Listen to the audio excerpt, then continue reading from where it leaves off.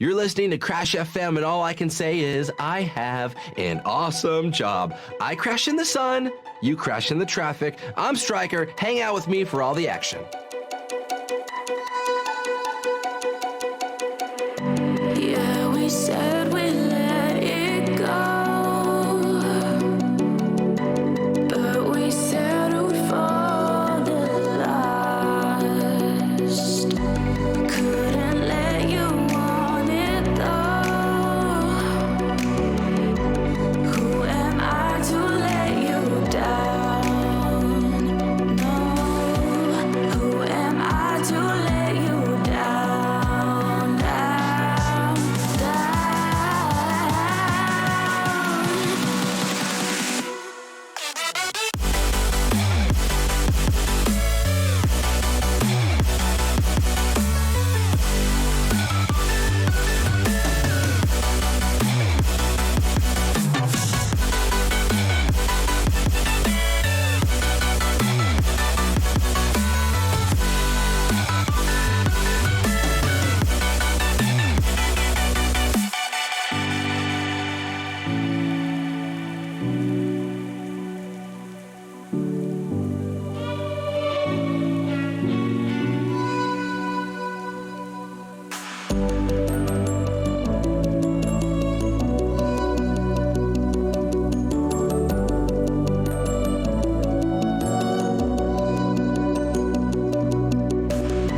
if you let me walk away, maybe then we'd lose it all. No.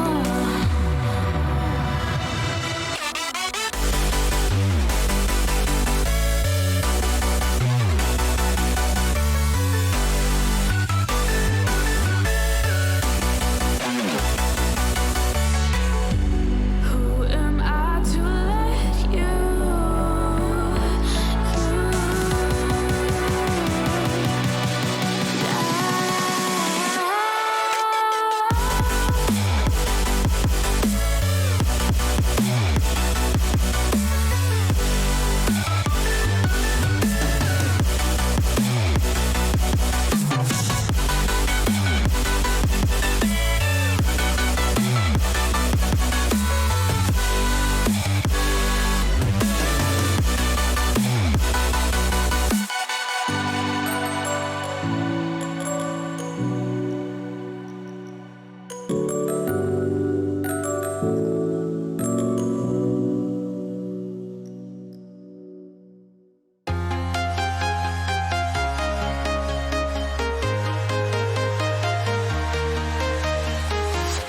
I'm walking alone, the streets are empty. The only thing I can see is my own silhouette. I'm getting stronger, step by step. The clock is ticking, but there's no time for me. I've been flying from town to town, from London to Taiwan. I've been all around the globe, trying to protect your soul. We are heroes tonight. We will fly above the sky. We are heroes tonight. Yeah. We are heroes tonight. We will fly above the sky. We are heroes tonight.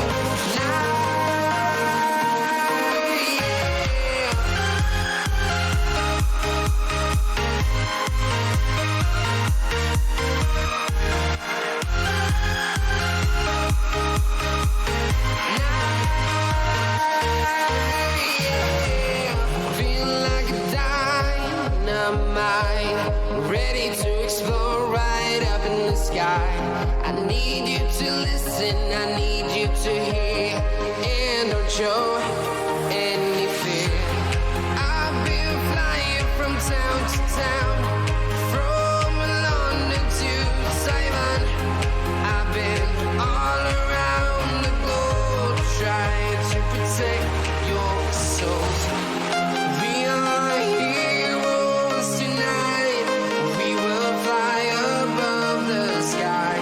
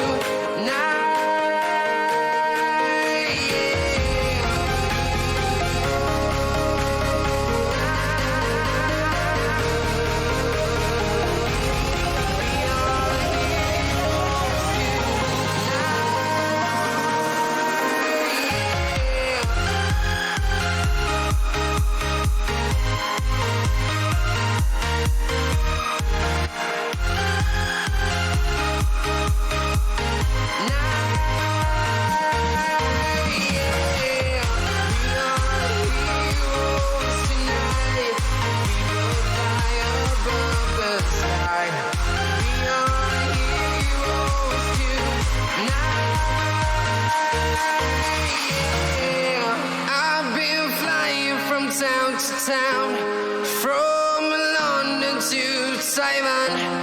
I've been all around the globe trying to protect your soul. I gotta tell you, it is looking tough out there this weekend. These drivers are fighting tooth and nail. What do you think? They're racing for pink slips? We're having some great matchups, and it's only going to get more competitive as the weekend goes on.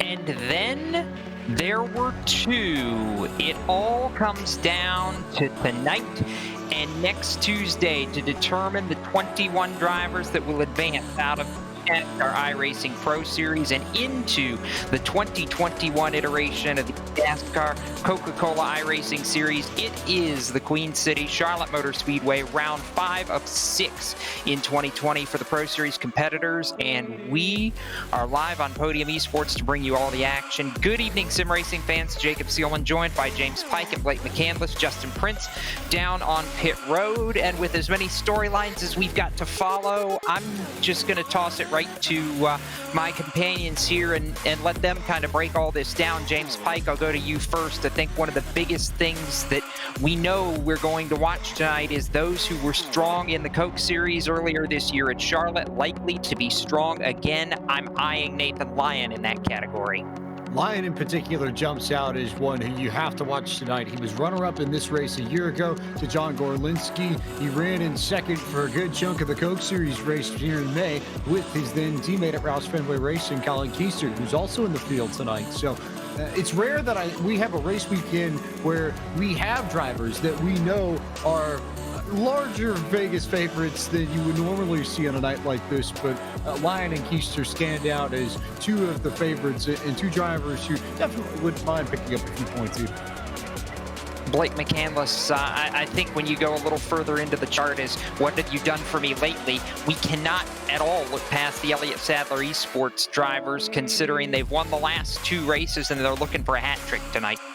I think you're absolutely right. And at any track where the build has been important, really outside of Daytona, that group has been blazing fast. You think back to Auto Club. They didn't take down the win, but they were awfully competitive. And then Richmond, obviously, the short track, and they got it done on the high banks of Dover. But this is the first true, I guess you'd want to say, true mile and a half that we've had this season. So whether that same speed, despite the fact that we've had a new build within the last week that these teams have had to adjust to, could be something that they'll adapt to quickly. I think you wouldn't be wrong to go with that group out of Elliott Sadler Esports to get the job done and be quick tonight. Justin Prince, I'll cut to you because when we look now a little deeper in this, the Daytona winner who kicked off this Pro Series in such a big way, Malik Ray, has had a lot of struggles this past week. He's, I don't want to say in a must-win situation, but he's in a must-run well situation to have any hope over these next 2 weeks. He stumbles at all at this point, his chances are over. Yes, indeed, and there's a lot to talk about when it comes to that. First of all, of course, along the cut line, but second, among the drivers tonight, he had a ton of pressure, to say the very least, in the past 24 hours. For those who do not know, if you lose your pro safety license during the pro qualifiers or the pro series, you have to gain it back before the next race to be able to participate in a majority of the iRacing sanctioned pro competitions. Malik Ray put himself in that situation with racing throughout week 13.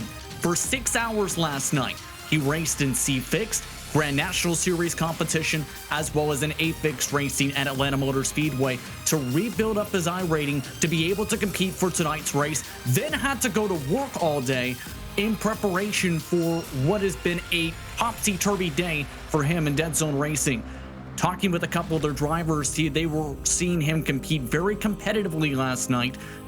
While some drivers may go back and stay at the back of the field, for him, he had his fellow drivers help him whether there was an incident or whether it was on the spotter stand to make sure he stayed out of trouble, to make sure he could be in the field tonight. In other words, he's in a situation where not only is he going to be potentially fatigued, he's in a situation where when you look towards the point standings, guys, he needs to be able to finish off well, because with the drops, it's tight. Brought up the points. Let's go to the points, and we'll show you without the drop first. This is cumulative points through 4 of 6 races without the dropping of the lowest score for each driver. Ashton Crowder at the top right now, and you see a lot of the guys we've talked about all season. DeYoung, Lyon, who we think is going to be a contender, Garrett Main's up there. All of them, we expect them to be at the front. You look down towards that cut line, though, 20th, 21st, Derek Justice in danger, Dylan Duvall, Justin Bolton, and now let's flip and add that drop in if we can, and you'll see some big change here. Most notably, James Pike, 16th. You didn't even see the 2019 eNASCAR Coca-Cola iRacing Series champion Zach Novak in this top 20 without the drop. With the drop, however, he's 6 points above the cut line, and he's at least got a chance. Regardless, it's close either way, and I think it's closer than Novak would like it to be, but bottom line tonight is that if you leave Charlotte more than 45 points or level on 45 points ahead of 21st place, you will be racing in the eNASCAR Coca-Cola iRacing Series for 2020. No questions asked. So there are a few drivers that have the ability to outright lock themselves in on points. There are a few more that are going to be contention for the lock with the drop. However, the drop is not officially calculated until the end of the season, so we cannot say in the affirmative that some drivers who may have locked in with the drop are officially in the Coke Series, but anybody north of 45 will be good to go for 2021 if they can be there at the end of the evening. So that's the number we'll watch, and we'll see which of the top handful of drivers in the top 5 or top 10 are guaranteed Coke Series drivers for next year by race's end. Crowder, DeYoung, and Maines are the couple drivers that I think we have to watch for potentially locking in tonight. And if we can quickly get a look at the results from last week, will show you exactly where things sit. We've been talking about Ashton Crowder took over the points lead outright, Blake McCandless, with that victory from Dover International Speedway. But a couple of drivers, including Taylor Hurst and Brian Schoenberg, really gave themselves a chance with their finishes last week. And they were able to use strategy, obviously flipping it during our caution flag that we had during green flag pit stops. Really allowed them the opportunity to get out front, get in that clean air. It's something that's going to be very important tonight at Charlotte, and they were able to keep that track position and stay up front. And we know tonight at Charlotte, not exactly an easy place to pass. Going to be a lot of speed, higher horsepower and lower downforce than what a lot of these eNASCAR Coca-Cola iRacing Series stars are accustomed to. So it's going to be something that these drivers really want to keep that track position. And could we see more of the same tonight in a race that, mind you, is going to be much longer than what we had last week? 140 laps at a single-mile racetrack last week at Dover. We got 150 laps here, the mile and a half at Charlotte Motor Speedway here in Concord, North Carolina. As you take a look just off of I-85 there in Charlotte, it's going to be something where track position is key. My home track and a place where I grew up in real life, seeing many a race, both at the big track and the quarter mile there, built into the front straightaway, and just moments away from wrapping up qualifying and setting this starting grid, which I've been kind of watching it build through qualifying, and it's been very, very peculiar to see exactly how it shakes out. Some of the drivers that we're about to take a look at on this starting grid needed a good qualifying effort because track position is so critical, and we're going to see that right now as we open the starting grid and find the driver who we spoke of needing a good run, even with that drop that puts it in the top 20. Zach Novak on the pole at Charlotte alongside the driver who's looking for back-to-back wins, Ashton Crowder.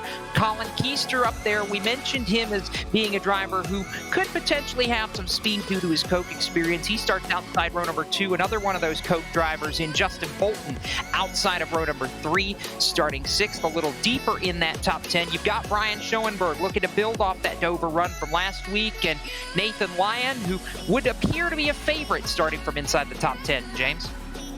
Few big names once you get down into the tens, and a few names that really do need help in the point standings. Eddie Kerner's the first one that jumps off the page as somebody who could use a good run tonight. He's currently outside the cutoff line. A little bit further back, names that have had good runs. Alan Bowes has been quick throughout the course of this Pro Series season, and solid runs for him. Brian Mercurio and Danny Hansen closing out the top 20. Hansen also in need of a very good run. He's 25th with the drop coming into tonight, Blake. Yeah, looking back through these couple of rows, Derek Justice, interesting. He's rolling off 24th with a couple of teammates that are up in the top 10. Of course, he is very close to that cut line as well. Seth the Merchant, he is the cut line right now, tied with Chris Overland. If you include that drop, he's starting P27. Malik Ray, we mentioned a long, tumultuous day with him. You see him there on the outside of row number 16. Garrett Maines, a bit of a shocker here back in 33rd position with the qualifying effort. And then three drivers, Michael Guest, Jose Solis Jr., and Brandon Gittell, aren't even able to put down a lap in qualifying. So very interesting here towards the back half of the field. We're already starting to see this points situation shake up.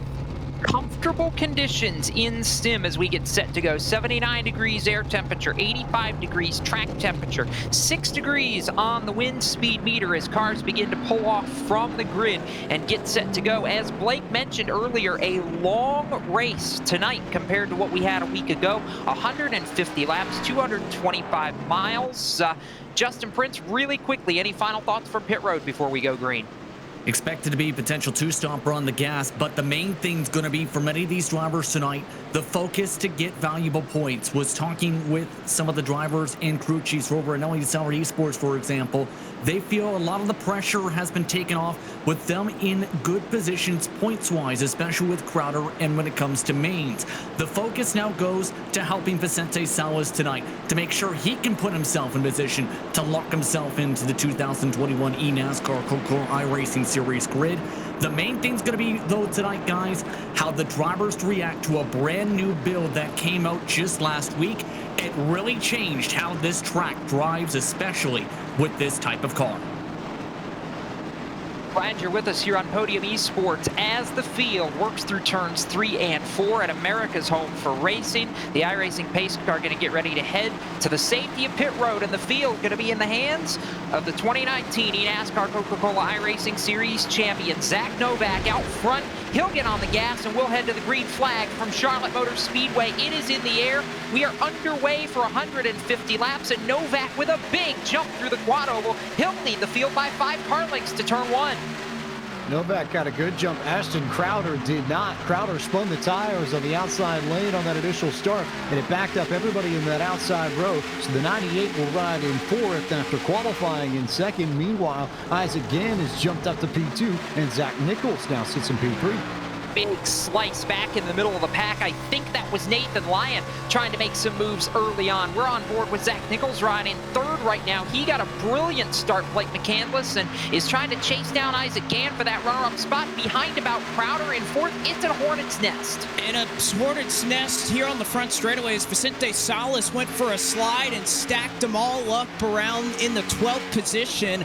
Blade Witt, who was above the cut line, went all the way to the AstroTurf here at Charlotte Motor Speedways. You see the 2 teammates now nearly banging doors behind where that entire pack was just jumbled up together heading off the exit of turn 4.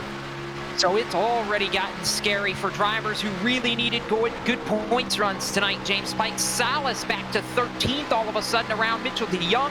Dylan Duval, we're looking out from Danny Hansen. Caution flag waving, so everything going to slow down, but trouble in the back. Looks like Chris Overland in the number 16 Ford Mustang is the one who brings out the yellow flag for the first time this evening. We'll take a look at the replay momentarily, but that looked like the culmination of about 3 or 4 laps worth of racing where people were bouncing off each other in the middle of the corner. It's contacts with Colin Bowden in the 46 and the 16 of Overland that ultimately gets us in trouble. You'll see it on your screens as they come through 3 and 4. A lot of tight racing here. Garrett Maines was back in the mix. A few other drivers of note just trying to hang out and maybe survive the madness. But as they go off into turn 1, Overland gets into the 46. A little bit of contact from Garrett Maines, who has nowhere to go. In fact, Maines, I think, actually got some help from the 62 of Anthony Burrows, and it's the 16 of Overland that goes around and collects a lot of damage to the right front of his Ford Mustang. I've got to give credit, Blake. Not necessarily a ton of damage, I don't think, to the back end or the front end, for that matter, of Chris Overland. So he may have gotten away from that halfway decent, but still not how you want to start this race, even with a little bit more time to get back to the front. And for Garrett Maines, this is what happens when you don't qualify well and start back in the hornet's nest. He had nowhere to go in that exchange. No, nowhere to go. And, you know, not only talking about damage to single vehicles, just look at this stack up. I'm surprised that obviously you see Maines get a little bit of damage. Your old Tyan may have gotten some, but Anthony Burrows able to escape. You see the 72 right there. He's able to dive it to the bottom of the racetrack and avoid any further damage. Malik Ray was also able to make his way through unscathed. So that could have been a situation where a lot of drivers who are behind the cut line and looking to make up every every single point they can would be put in a position early on here where they are already starting in the back. They'd have some damage to boot with that, so they would have a long way to climb up. But I got to tell you, the one thing I'm looking at the front of the field right now, you see a lot of Norris Force, a lot of lockdown racing drivers up there at the front of the field. I know both of those teams, James, put in a ton of work to try and close the gap to the dominance of those Elliott Sadler Esports drivers the last couple of races. But in particular, one that sticks out from the lockdown camp is the driver who qualified on the pole and leads this race. We circled Zach Novak going into tonight as a driver who had to perform. And this is the kind of race, at least early on, that is going to propel him back into the Coke Series if he can keep it together. This is the kind of race that I think we've expected from Zach Novak maybe all year, at least up to this point. Obviously an early 5 laps, but this is the kind of talent that we know Zach Novak has. He's a former champion of the eNASCAR Coca-Cola iRacing series, which you don't just get to. We know that Novak has had talent, but just absolutely no luck throughout the Coke Series and really the opening half of the Pro Series in 2020. He just could not find the golden horseshoe, but give him one race where everything goes well. And I suspect, given how talented he is, he'll find a way to capitalize in a way that few other drivers in this Pro Series field can. I have to agree with that. Getting set to go back to green, the field doubled up once again. Novak and Gann going to comprise the front row, but the drop started second has fallen all the way to 6th as we get set to go back green before we do Justin Prince. Significant damage, mind you, for some of the cars involved. But talking with Garrett Means prior to tonight, he was trying to get used to this new build on the 1.5 miles where it can affect how this car drives and how it affects in track temperatures. Specifically, as the cars make their way around the racetrack, the quicker the track temps go. He was not quite happy with the handling prior to tonight. He's got significant damage. Colin Bowden, significant damage as well as Yarrow Tyan with back-end damage and all of them in the check of effect. In other words, those drivers going to have a tough hill to climb very early on. To say the very least, all those drivers were not sure what to expect with this one this evening until what we see. Novak has the field in hand. Pace car back to pit road. Green flag going to wave, coming to 6 laps complete. Still a long, long way to go. And this time the front of the field settles itself out relatively quickly. First side-by-side battle back for 5th. Schoenberg is there. Crowder's there. Taylor Hurst down to turn 1. Blake McCandless, they're side-by-side. And Crowder mentioned he started all the way up to 2nd, but he is on the outside and looking to get freight trained here as, again, that middle lane doesn't seem to be where you want to be, at least early on in this race. You see Crowder, he's going to be side-by-side right there. Here comes Taylor Hurst. He's got a head of steam as well, and Crowder looking for a way to get down to the bottom. Crowder's trying to find a way to not get clotheslined, James, and that's the hard part, particularly at this racetrack. If you get stuck on that outside lane and there's 3, 4, 5 guys lined up to take advantage of you, you're done at that point. Certainly, especially early on in this race when we don't have the outside lane built up, but there's not all that much rubber there. The other storyline I'm watching early on in this green flag run, how about Colin Keister and Brian Schoenberg? Keister has not had a good Pro Series at all. Came here tonight with the Goffs, 37 in points, and Brian Schoenberg has spent most of this Pro Series underneath the cut line before his great run, taking advantage of a lucky yellow at Dover to turn that into a solid top 10 finish. And now here's Schoenberg for the second week in a row with speed, and a driver who you thought might be struggling to make the Coke Series next year, Brian Schoenberg. He keeps this up, he'll be in the Coke Series with ease. That he will. The 55 has been very impressive the last 2 weeks, and he's turned the wick up when he's had to, Blake. He's looking for 4th right now on Keister. Those two not too far apart, but Keister trying to break away a little bit. He wants 3rd from Zach Nichols. He does, and when you talk about Keister and his prowess here at Charlotte Motor Speedway, this is probably one of his favorite racetracks that every time he pulls up to, it doesn't matter where his teammates are, what the car is doing, Keister is going to find a way to put it up front, and he is certainly showcasing why he loves this racetrack. Won it all the way back in May in the eNASCAR Coca-Cola iRacing Series to get his first career win, and trying to use it as a springboard to try in desperate measure to get back into this top 21 of the Pro Series as well. Looking a little further back, Crowder under pressure. Hurst wants a position. Justin Bolton on the attack. Nathan Lyon back there in the attack. 7th, 8th, 9th. Here comes the 10 of Bolton side by side in turn 3. I feel like it's very fitting just looking at this top 10. Novak, Keister, Schoenberg, Crowder, Hurst, Bolton, Lyon. So many of these names that have former experience at the top level. Isaac Gann and Eddie Kerner are about the only two up here, maybe with Zach Nichols in third, that don't have a lot of top-level experience. So it's the tried and true drivers who have been here, who have done that, who are pacing this field early on.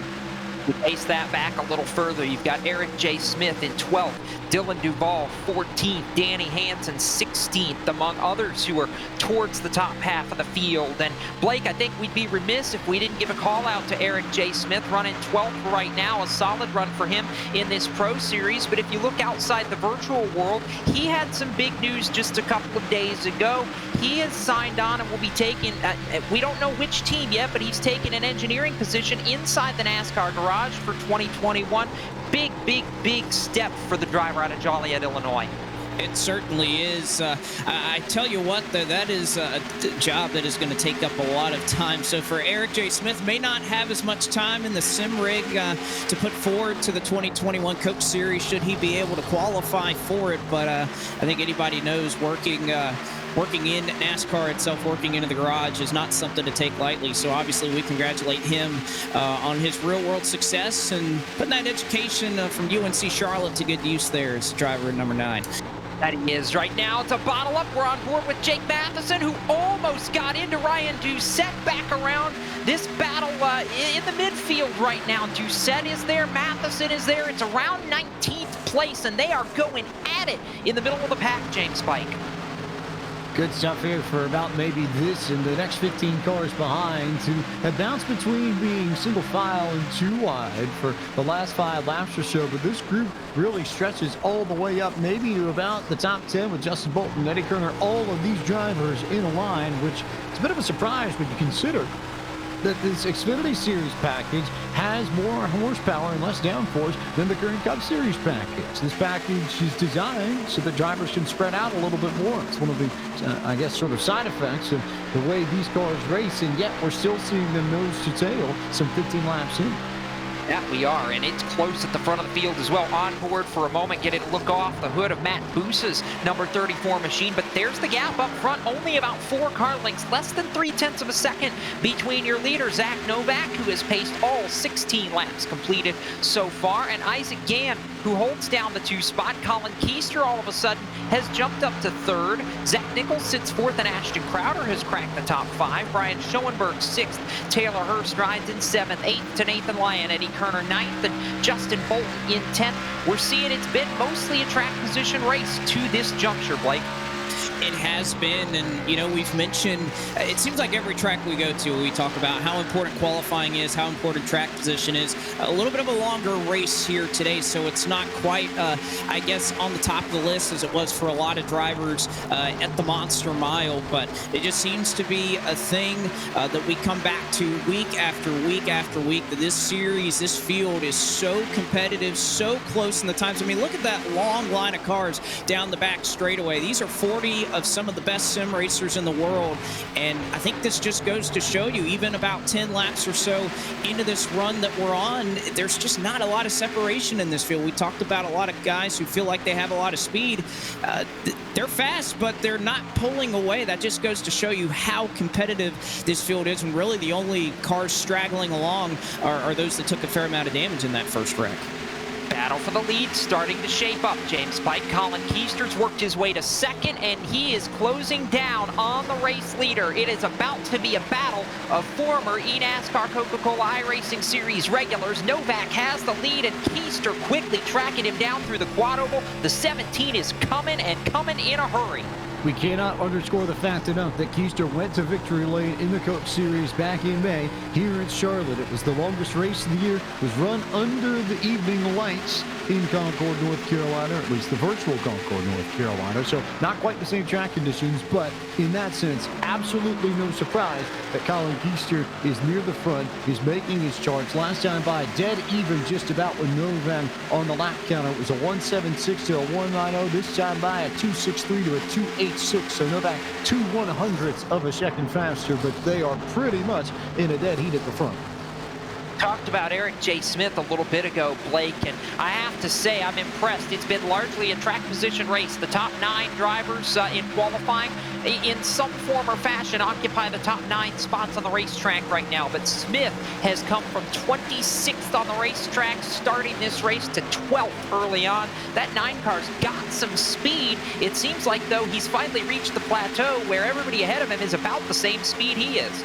Yeah, I think you're right, Jacob, and what a mirror image of last week at Dover. If you can remember, it was kind of the opposite for Eric Smith. Started all the way up in 9th, and he quickly fell through the field as he and his team both really struggled last week at Dover, but cutting through the field quickly and appearing to, again, have a nice handling on this machine is Eric J. Smith. Another driver, you ride on board with him right now out of turn 4. Danny Hansen also has worked his way up a couple of spots in a paint scheme that is a bit of an ode back to what he was running back in the peak antifreeze series days about 7 years ago, Jacob. Yeah, Danny's experience, James, for those of us who have been around to see it, he was around during what I jokingly call the good old days of what is now the top level of oval sim racing on the iRacing platform, and not doing a bad job for himself right now, running 14th just ahead of Mitchell DeYoung, who picked up the win at Auto Club Speedway back in week 2 of this Pro Series. But up front, however, change for the lead. Last time by, lap 23 led Colin Keister to the front. Novak shuffled back to the runner-up spot. Novak goes back to second. Also of note, hearing that Alex McCallum may be having some connection issues. We're seeing the number 1 car fall back in this field. He's currently scored in 26, so we'll keep an eye out on the number 1 machine. But Hansen having a solid run in 14th, like you said. The problem is that he needs points, and he needs points in the worst way. 25th tonight entering the drop. Not terribly far removed from the cut line, but a big-time finish. He needs a really solid run like what Brian Schoenberg had at Dover last week to vault himself into the conversation properly for a spot in the Coke Series next season.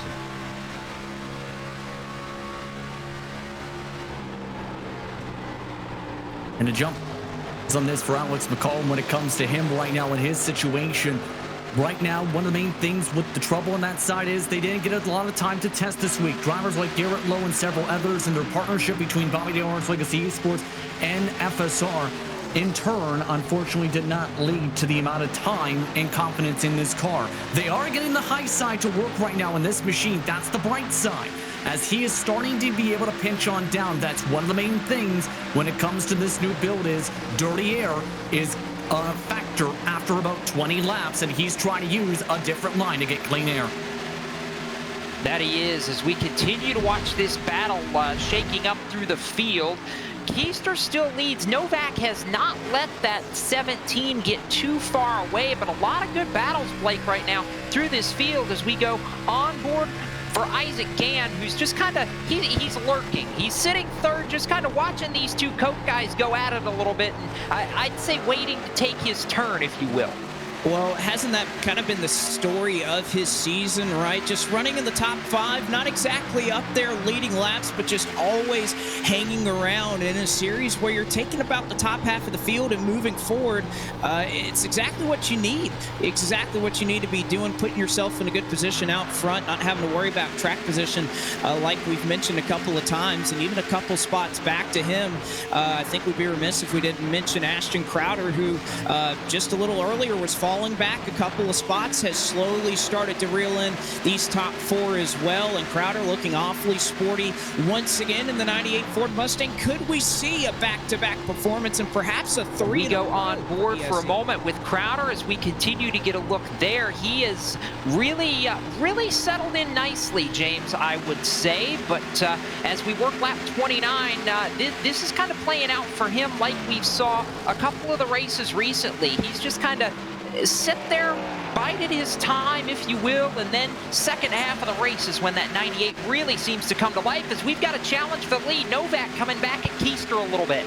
Novak to the inside of the 17, and it'll be early work, easy work for Zach Novak on corner entry. Isaac Gannon to check up a little bit, but to the point that you were making about Ashton Crowder, if you're the 98 car, the only driver you're really concerned with tonight, maybe 2, Seth the Merchant and Santiago Tires. Coming into this evening, Crowder was 2 points to the good without the drop. of clearing the bar needed to outright lock himself into the Coke Series for 2021 if he can maintain that gap. And right now, with Tires and the Merchant riding in 23rd and 24th, Crowder looks in very good shape to be someone that we can officially list as a 2021 eNASCAR Coca-Cola iRacing Series driver by the end of tonight's broadcast. And let's dig into that a little deeper, Blake, if we can. I mean, when you look at everything that happened to Crowder during the Coke Series season, everything he's had to go through, we've heard it from him the last 2 weeks. His second place run 2 weeks ago and his win last time out at Dover. This has been a very emotional Pro Series run for the young driver out of Charlotte, North Carolina, recently turned 18. I mean, I can only imagine what's been going through his head the last 2 weeks, but this is the redemption arc, to me, of the entire year. What he's been able to do, linking up with Elliott Sadler Esports, finding a team that's rallied around him as we see him get just a little bit squirrely there. But, I mean, to me, this is the story. What Crowder has done has been brilliant to watch. It really has, despite the circumstances. There's been a lot of unknowns in 2020, not only for us all, but for Ashton Crowder in particular, and his future perhaps even into question in this service. But fortunately for Crowder, he has backed it up and not only made a statement that he wants to be in the field, he wants to be up front, and he has done that the entirety of the time that he has been competing these last couple of weeks. They've just had so much speed at Elliott Sadler Esports, as you see a lot of battling back here in the pack. Derek Justice trying to look by Blade Whip, but nevertheless, I think, again, I said it last week calling him to the finish that he's making a fan out of a lot of us, and I think Crowder doing just that, even continuing on from that momentum this week. Prince, Jimmy Mullis is on the radio there with the driver who's leading this race right now, and they are pretty happy down there out of the Richmond Raceway Esports and Lockdown Camp. I believe the exact phrase that I heard come across a minute ago was, Novak's out there doing me proud. Yes, indeed. He's very proud with how they've done, and a lot of work was put into this race car. Novak stated on social media earlier tonight that he and Lockdown Racing put in a ton of laps, similar to what they did for Dover for this race this evening. The reason being, they wanted to make sure they were not in the same situation for the season finale for the eNASCAR iRacing Pro Series compared to this year's eNASCAR Coca-Cola iRacing Series with a battle for 20th to 21st place. That speed's worked out tonight for them. They are looking very quick. They've been at the top of the speed charts for the past 2 weeks in pre-race practice. James Pike, if you're doing the math, leaving tonight, if you factor in the drop one race early, where would you call comfortable, if you will, for drivers who maybe don't have to stress too badly about that sixth and final race? Your worst case scenario, I would say probably somewhere in the ballpark of 20 to 25 points. If you're there or above, it basically means you just have to have a sort of standard finish. Top 20 run will see you into the Coke Series for next year. Anything south of that, and I'm still worried. I think realistically, you might see somebody lose their spot and get outraced in next week's race at Homestead Miami if they're within maybe 10 to 15 points or so. But if you really want to feel comfortable about it, you want to make sure you're, I would say, about 20 to 25 clear. Working 37 laps of 150 complete, so before too long we're going to be talking about pit stops. Not there yet, Blake McCandless, but I think now we're starting to see Novak as the long run creeps on a little bit. We thought Keister might be the driver to beat, but Novak proven they've really got the speed. He's pulled out by 5 car lengths, and Isaac Gann pressure in the 17 all of a sudden. Yeah, I think you're exactly right. The lockdown has brought a lot of long-run speed here, Charlotte. And again, this is more of what I thought we would see with the new build coming out. You don't have a lot of time to kind of look around and try to find speed. So the teams that were able to find this quickly, as you see Isaac Gann, they're going to easily move by Colin Keister to take over the third running position. That at the end of the day, not everybody's going to find all that speed at the same time. If anything, the opportunity is out there for those guys who are really able to dig in and find a little bit of speed in these cars early on in this build. It was going to pay dividends for them, and it appears early on that those couple of teams out front, that Novak and Gann in particular, have really found a way to save those tires and trim out their race cars to get the maximum speed. 40 laps complete. Novak leads it. Isaac Gann just took that second spot away from Colin Keystra. Ashton Crowder rides in fourth. Zach Nichols fifth. Nathan Lyons sixth. Taylor Hurst, Brian Schoenberg, Steven Wilson, and Eric J. Smith from 26th up into the top 10. James Pike, let's keep going through the field, shall we?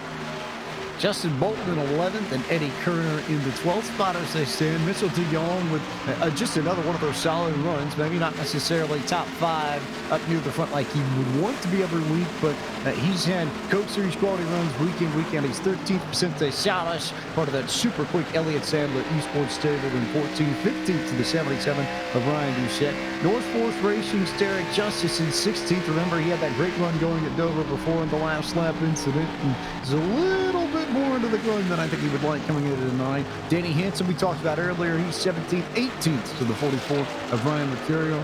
Femi Olat, who has just been top 10 after top 10 after top 10 in this series so far. He's one of the best drivers set to go. We need to take a drop. He's got a higher drop than just about anybody else in this field. 19th on the board right now, 20th to Santiago Gutierrez in the forefront. Well, looking at about 21st, you find a couple of marchers through the field. Michael Guest, who actually just made it past for 20th on Santiago Gutierrez. He started all the way back in 37th and has found his way up into the 21st position. And a couple of drivers of note as well. Malik Ray, 32nd up to 25th. Another dead zone competitor right there that is starting to slowly but surely gain some track position, gain a couple of spots here in the back of the field. It's been a race of comers and goers, and we've seen several drivers able to make up a lot of time. It really has been, and I'm looking deep in the field at some of the drivers who have just not been able to rally from the early incidents they've been involved in, or just got stuck with. Garrett Maines in 31st comes to mind.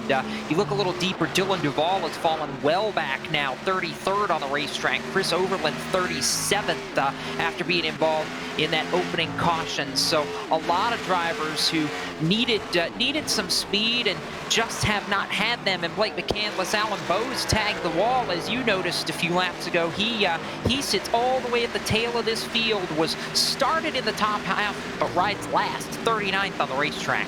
Well, and I think the most surprising thing when you look at Bose's race machine is it doesn't look all too bad, but that right front damage you see right there, just that little crinkle on the right side of the door is just enough to affect the aerodynamics of this machine to a point where you can even see Chris Overland, Colin Bowden. They were the two victims of that accident early on, but Bose, you could just see that aerodynamic damage. These cars in the Xfinity Series are so sensitive to that damage here that it is affecting that windshield deep machine. And Alan Bowes, who we were tabbing as a favorite all along to go up and maybe try to qualify from Road to Pro into the Coke Series next season, unfortunately tagged back there in 39th.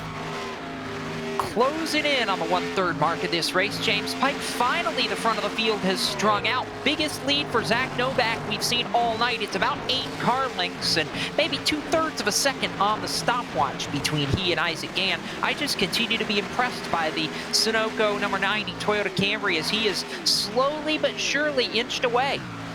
That would be a Supra. We're racing yeah, there's my mulligan for the night. $1 to our big piggy bank, I suppose, or quarter? Yeah, something like that. So Toyota Supra, that's one of those. I'm so used to talking about him in the Coke Series that it just kind of slipped out before I realized. Oh, a big moment in turn one is Ryan Doucette nearly slid up and got turned. I believe it was contact with he and Michael Guest. Doucette did a whale of a job to save that race car, but you can see it's created quite a pack here on the front straightaway. Doucette 16th back to 20th position, all in just one slide of what would have nearly been our second caution flag of the evening. Justin Prince, that we'll get a look at the replay here, and then I'll toss it to you. But that the 77 of Doucette has looked a little squirrely for most of this run. I'm not surprised. He's fallen back a little bit from where he was, but I think he might have had some help on this one. Guest is there coming through the tri-oval, and I think we'll see it in a minute. But any word on the radio for Doucette? No word specifically quite yet, but the main thing about this build is, especially when it comes to some of these cars tonight, has been it's more throttle control focused, where you have to be able to manage the throttle to make sure you don't light up the tires. The tires also wear a ton more, Jacob. And that's been one of the main talking points for drivers tonight in preparation for this race, to figure things out, especially in the battles such as where Doucette's in, as well as Femiola and several others. That's why several teams have been basically having to work non-stop, including the drivers from groups like Elliott Sauer Esports, like Bobby Dillon's Legacy Esports, like a Lowline Racing, like a Slipango Motorsports, to be able to figure everything out for this type of race and this type of track, knowing a lot has changed for tonight's race. Top two breakaways, Zach Novak and Isaac Gann, but I mentioned Michael Guest a minute ago. He's jumped from 37th on the grid, right inside the top 15. It's Novak, Gann, Keister, Nichols, and Hurst. That's your front five as we cross lap 50 here at Charlotte Motor Speedway from America's home for racing. This is coverage of the eNASCAR iRacing Pro Series live on Podium Esports. We'll go side by side and be back right after this.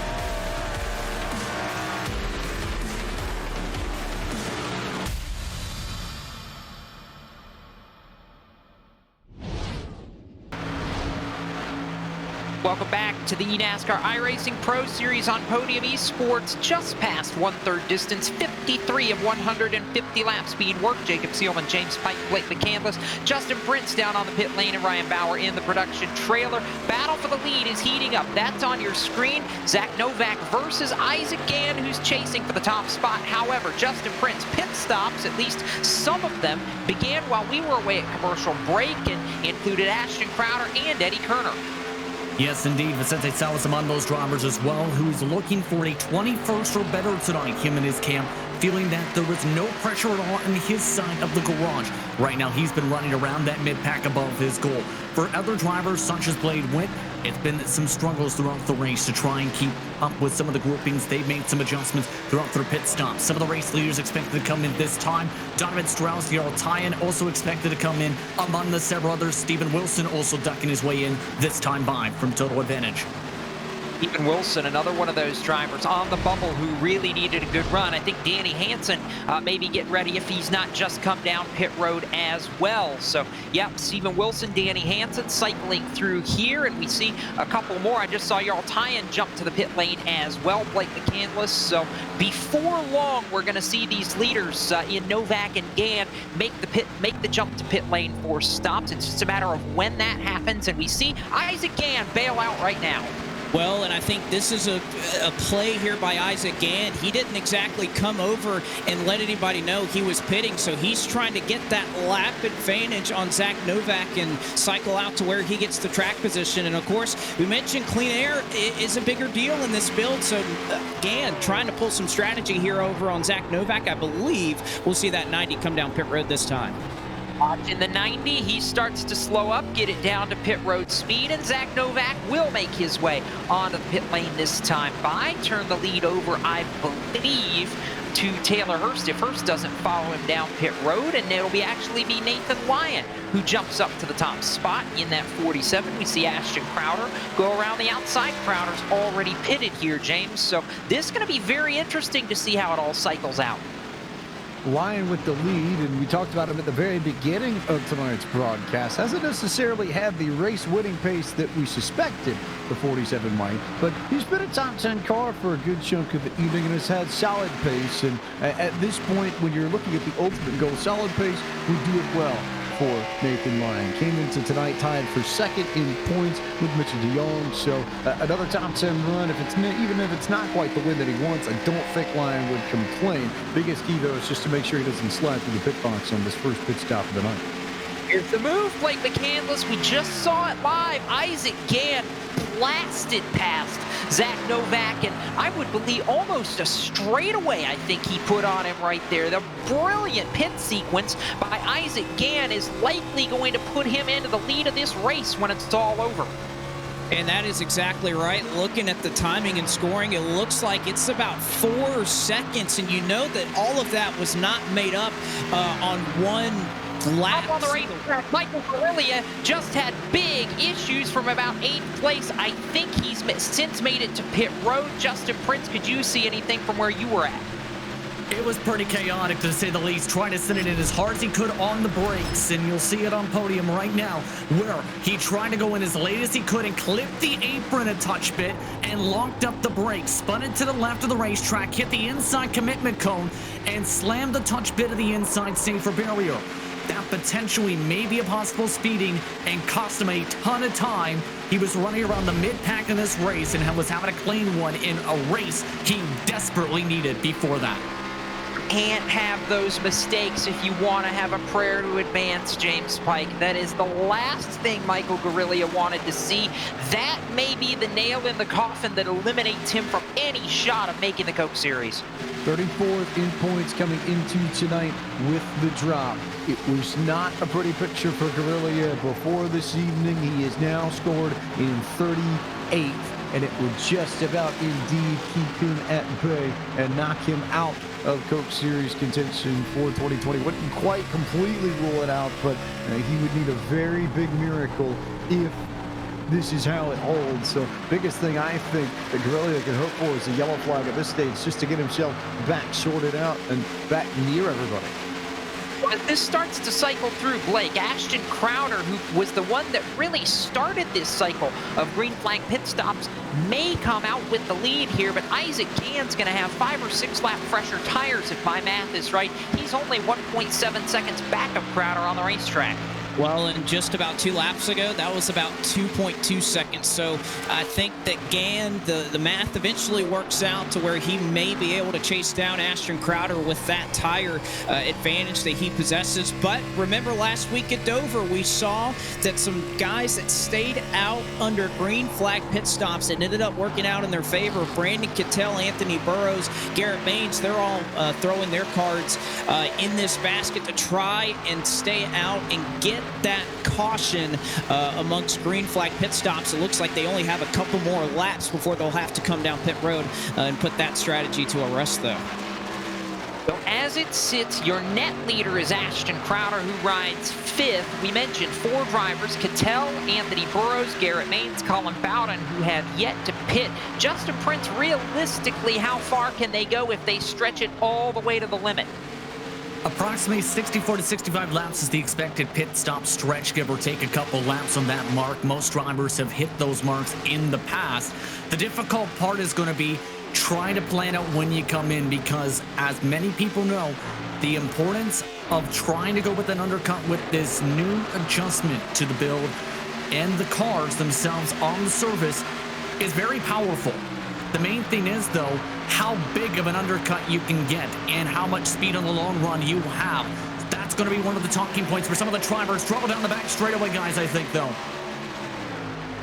Trying to pick it up here. We'll get a look at it on the live feed, and it looks like everything sorted itself out, Blake. For the moment, I'm not the 5 and the 77. So Ryan Doucette in the middle of it again.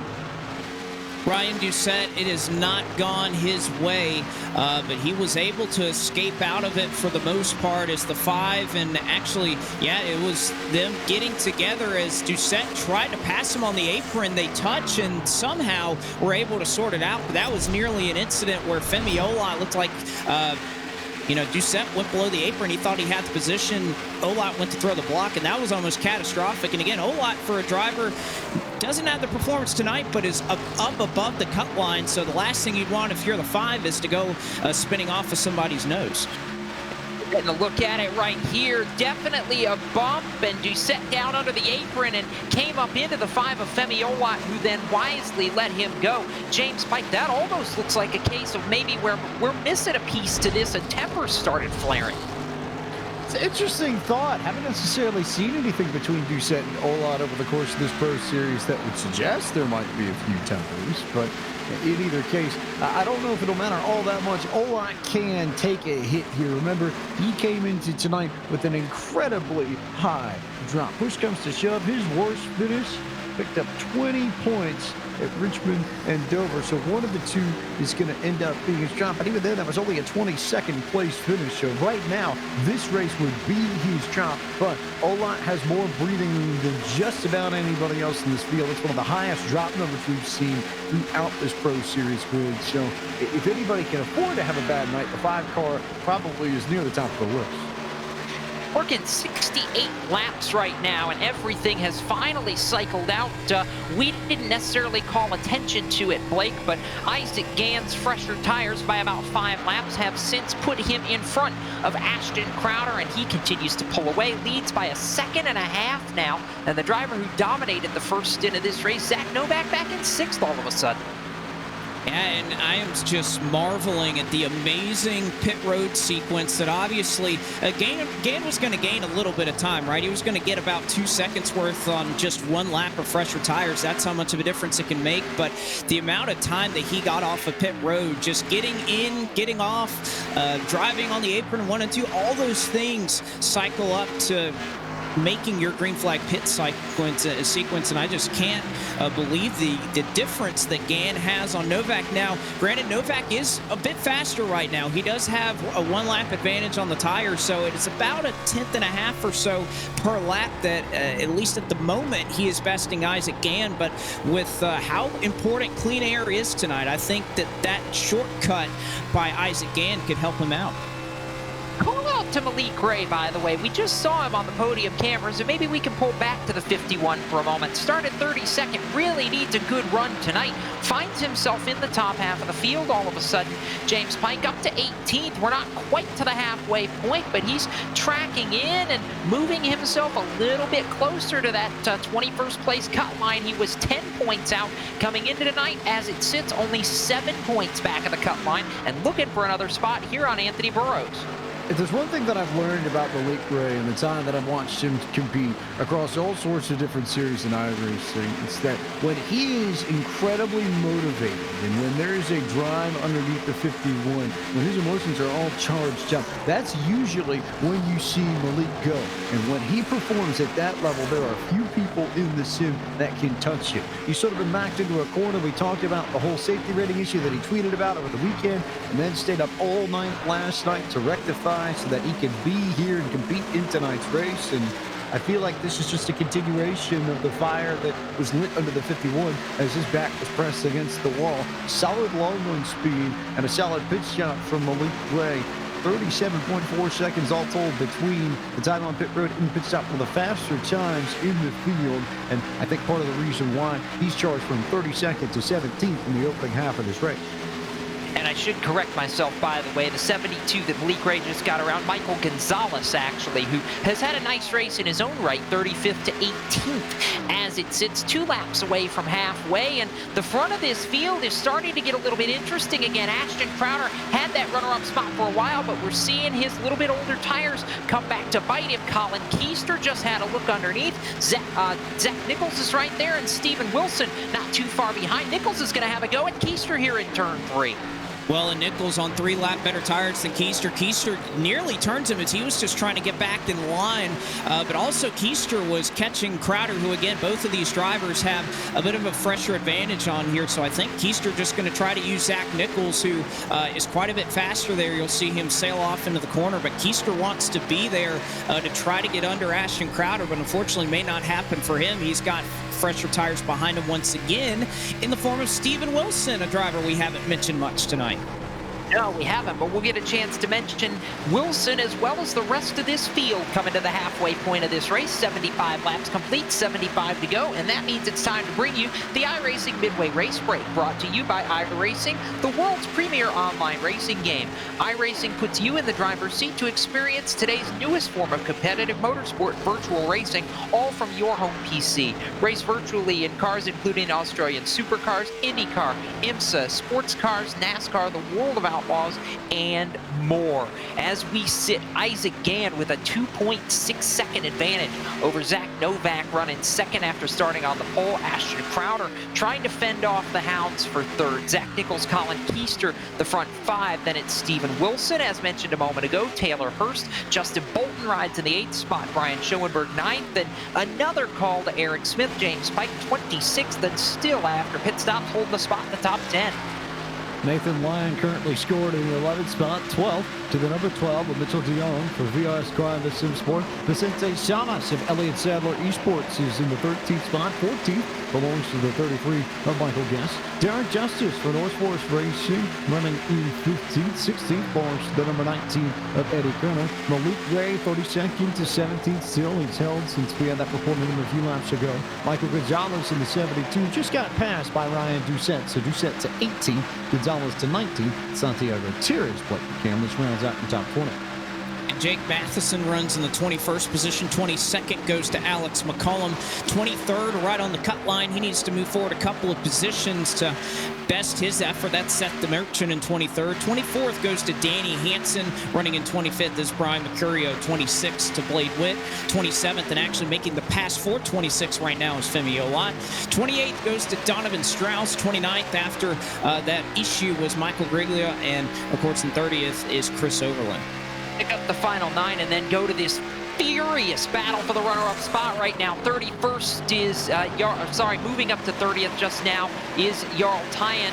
Brandon Cattell right behind him. Matt Busa sits back in the 33rd spot now. Dylan Duval 34th. 35th is Garrett Main. Talon Bose 36th. 37th is Anthony Burrows. 38th, Colin Bowden at 39th. Jose Solis Jr. That concludes tonight's iRacing Midway Race Break with more than 170,000 drivers on the service and more than 90 laser scan tracks and cars to choose from. iRacing is your portal to the racing world. Get on track today at iRacing.com. And Ashton Crowder will pick up the battle now for that runner-up spot, which Crowder held for a few laps. And finally, for the third spot rather. And finally, Zach Nichols basically said, I've had enough of this. And Blake McCandless basically I don't want to say shunted him out of the way, but made Crowder make a choice. It was either you concede the spot or we're putting you up the racetrack, and Crowder's going to have more company. Taylor Hurst almost gets into him.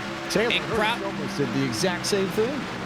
And Crowder being awfully aggressive. You got to think, of course, he's kind of locked in at this point, so he doesn't have a whole lot to lose right now, but you would think in the good points position, you just want to kind of settle things out, and unfortunately, it just seems like that shortcut on the pit cycle is just not helping anybody who pit around lap 50, lap 51. Anybody who I saw who was able to gain a little bit of time through a shortcut, they're not really faring so well right now. Ashton Crowder, one of those involved as well. Vicente Salas starting to fall back. He's fallen back to the 14th position. It just seems like the shortcut is not doing a whole lot for these drivers, as these fresh tires can just cut through that dirty air so well. Crowder back to the 7th position, maybe 8th by the time Justin Bolton starts catching him. That 10 car has had a lot of speed. And then there's Brian Schoenberg, who's just been kind of lurking all night long. Justin Prince, any word? Has the 55 radio been as quiet as I feel like it's been all night? He's just kind of hung around and hung around and hung around some more. It's been that way so far across the radio. He's been focused, it seems, on the track itself and just methodically has been running in this position. And this is one of the main key things when it comes to Brian Schoenberg throughout his iRacing career. Whenever he gets relegated to the Pro Series, he is competitive. He can run top 10. He's won races in this series before. He's been competitive in the Pro Series before. It's been that type of a night where he knows that all he needs to do to make sure he's projected a potential lock-in with potential drop factored in is get a good finish tonight. As long as you score more than 124 points in the next two races, you are golden.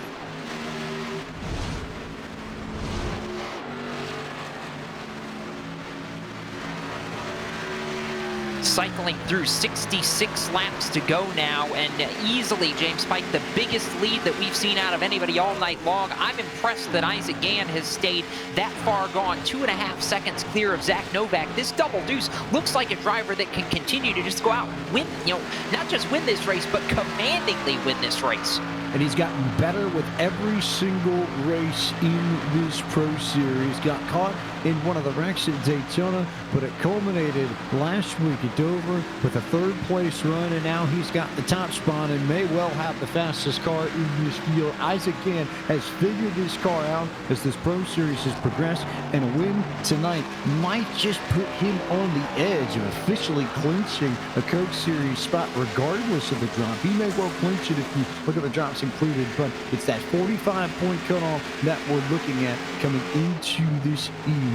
Gann does not need much as it stands to be a Coke Series driver by night 10.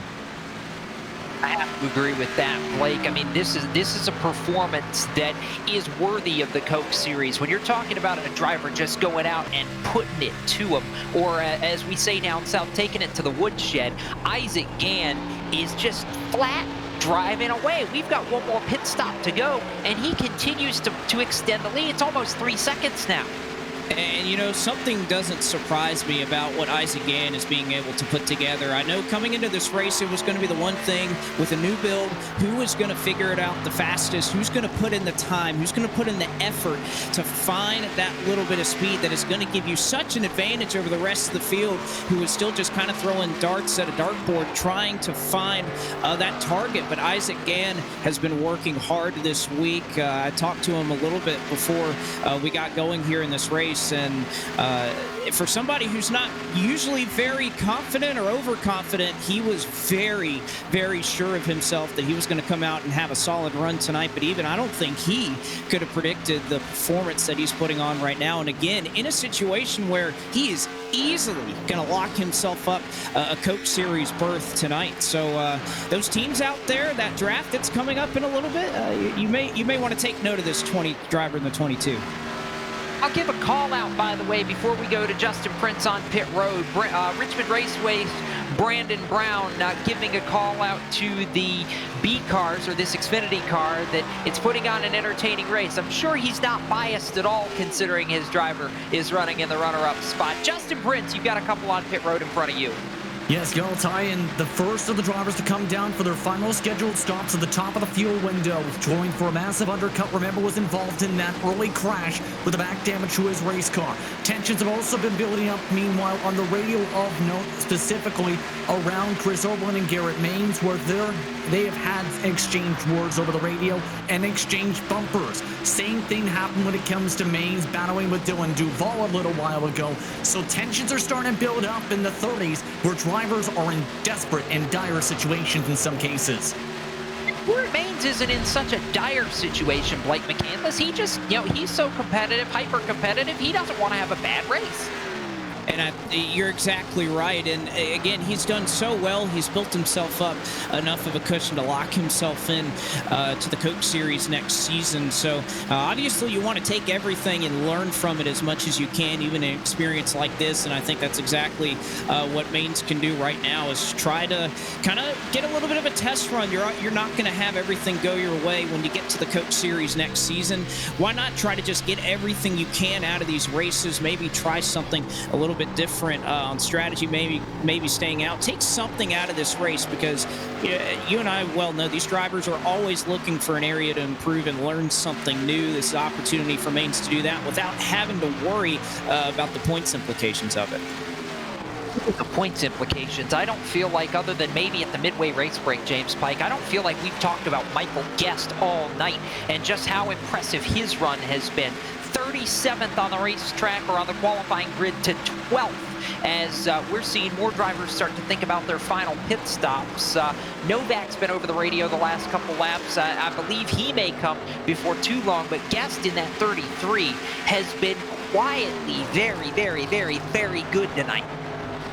Well, this is just what Michael Guest does in the Pro Series. I think that's something we've learned over the past few years. He's been bounced back to it on a few occasions, and every time he ends up in this series, he's one of the 5 or 10 fastest cars in the field year in, year out. It was the same way last year when Podium Esports had coverage of the Pro Series too. So I'm not surprised to see Michael Guest doing what he needs to do to get back into the big show. And again, solid work on another sort of routine top 12, top 15 night. It's nothing incredibly special, but it's enough to get the job done. And Gas has had a very strong track record of nailing in those finishes week in, week out of the past few Pro Series campaign.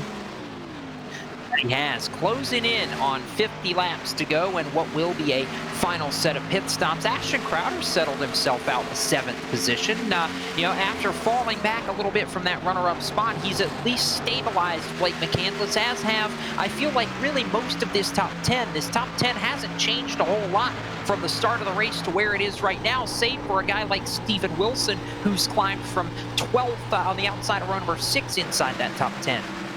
There's not going to be a lot of changes up in the top 10, and that's why these next couple of laps, we're going to see these drivers starting to make their way onto pit road. You see, obviously, a little spread out here in the top 10. The one thing you cannot afford to do is make a mistake here on pit road entry. It's inviting to try and get a lot of speed, especially with those new barrels, with the new configuration of this racetrack, the pit road wall that's out there, the barrels that they placed out there. That's new after they put in that front stretch chicane here at the Charlotte Motor Speedway. You don't want to carry too much speed and even scrape that wall right there. It can be detrimental to your race. So imagine that a lot of these guys in the top 10, especially with the point situation that a lot of these guys are in. Gann, Novak being above the cut line and running exceptionally well tonight. You have to think that the brakes are going to come a little bit earlier on trying to make up time on pit road entry. The last thing you need to do is make a mistake. Correct on that, and that is going to be the key. Justin Prince, is there any chatter as far as Alex McCollum's coming down pit road in front of you now, it looks like, and one of those where we're waiting for the top guys. Is there any chatter on when the top guys are coming to pit road? A couple have started indicating that towards that direction, where we are expecting around the 100 lap mark pit stops. But when it comes to Alex McCollum, who just came into for service, we mentioned some of the struggles in testing. They've been on the loose side throughout the race. They've been making adjustments around each stop. They cycled the 23rd with one of the biggest undercuts in the entire field in the first strategy. This time, going just before the 50 laps to go mark. That may get him some valuable points that puts him in the conversation for the cut line for the final race. We'll continue to talk about pit stops as we close in on the final 50 laps. Before we do that, we're going to step aside, go side by side, so you won't miss a thing. From Charlotte Motor Speedway, this is coverage of the eNASCAR iRacing Pro Series live on Podium Esports. Isaac Gann, your leader over Zach Novak.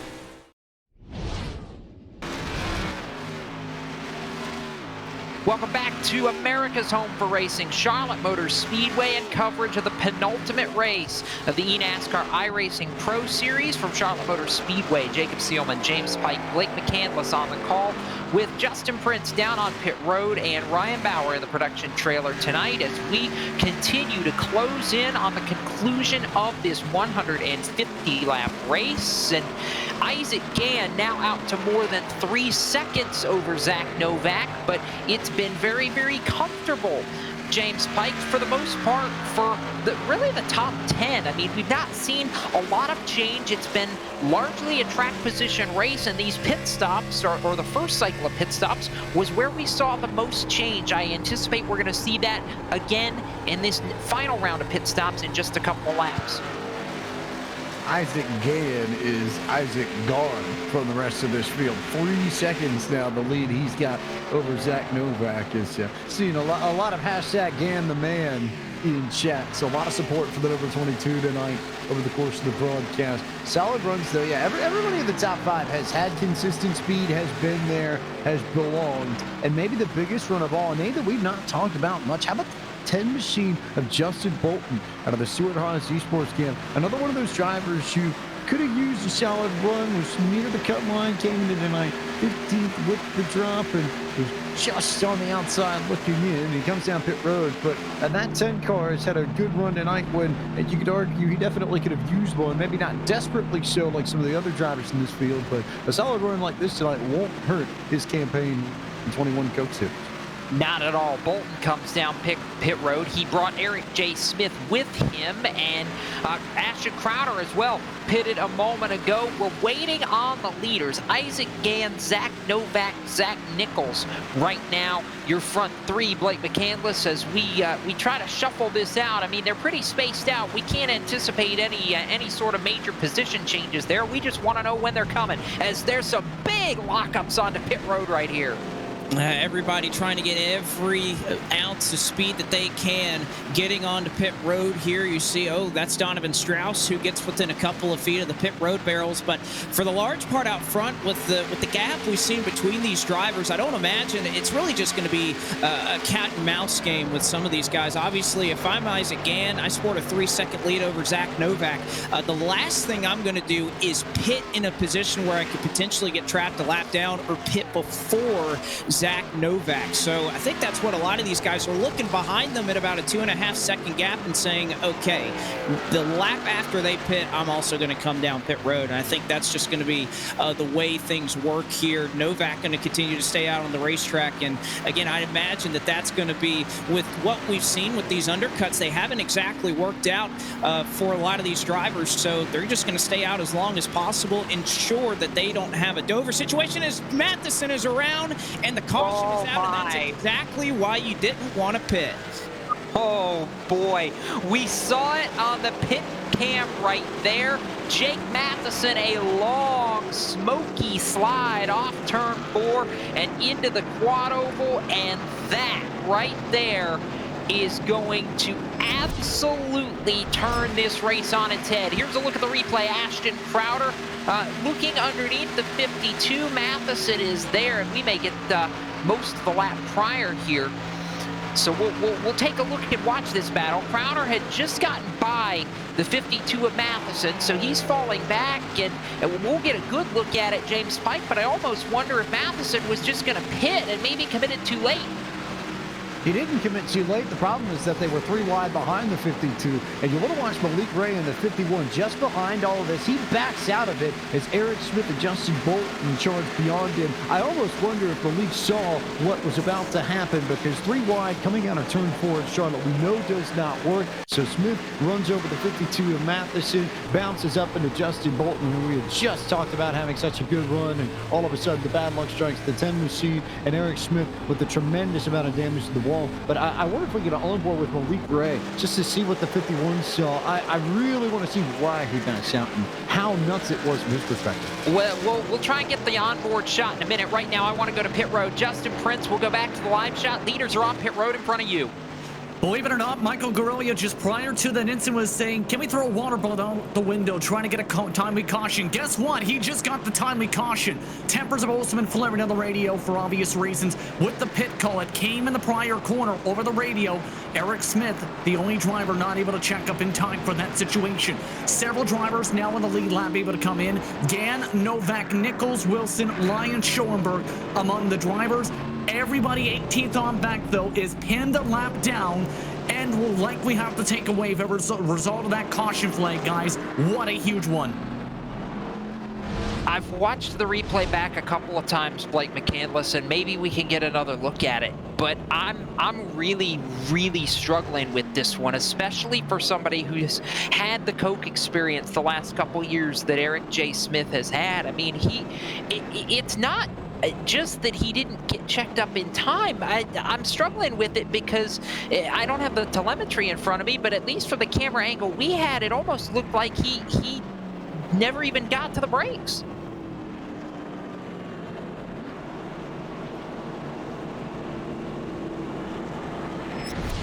at least didn't get to the brakes in time, I think. And that's a really just trying to go for it at the very last moment, trying to get every single last inch, I think, and just a miscalculation on Eric Smith's part more than anything else. Had the opportunity, tried to go for the hole, and it just closed a little bit later than he thought, Jacob.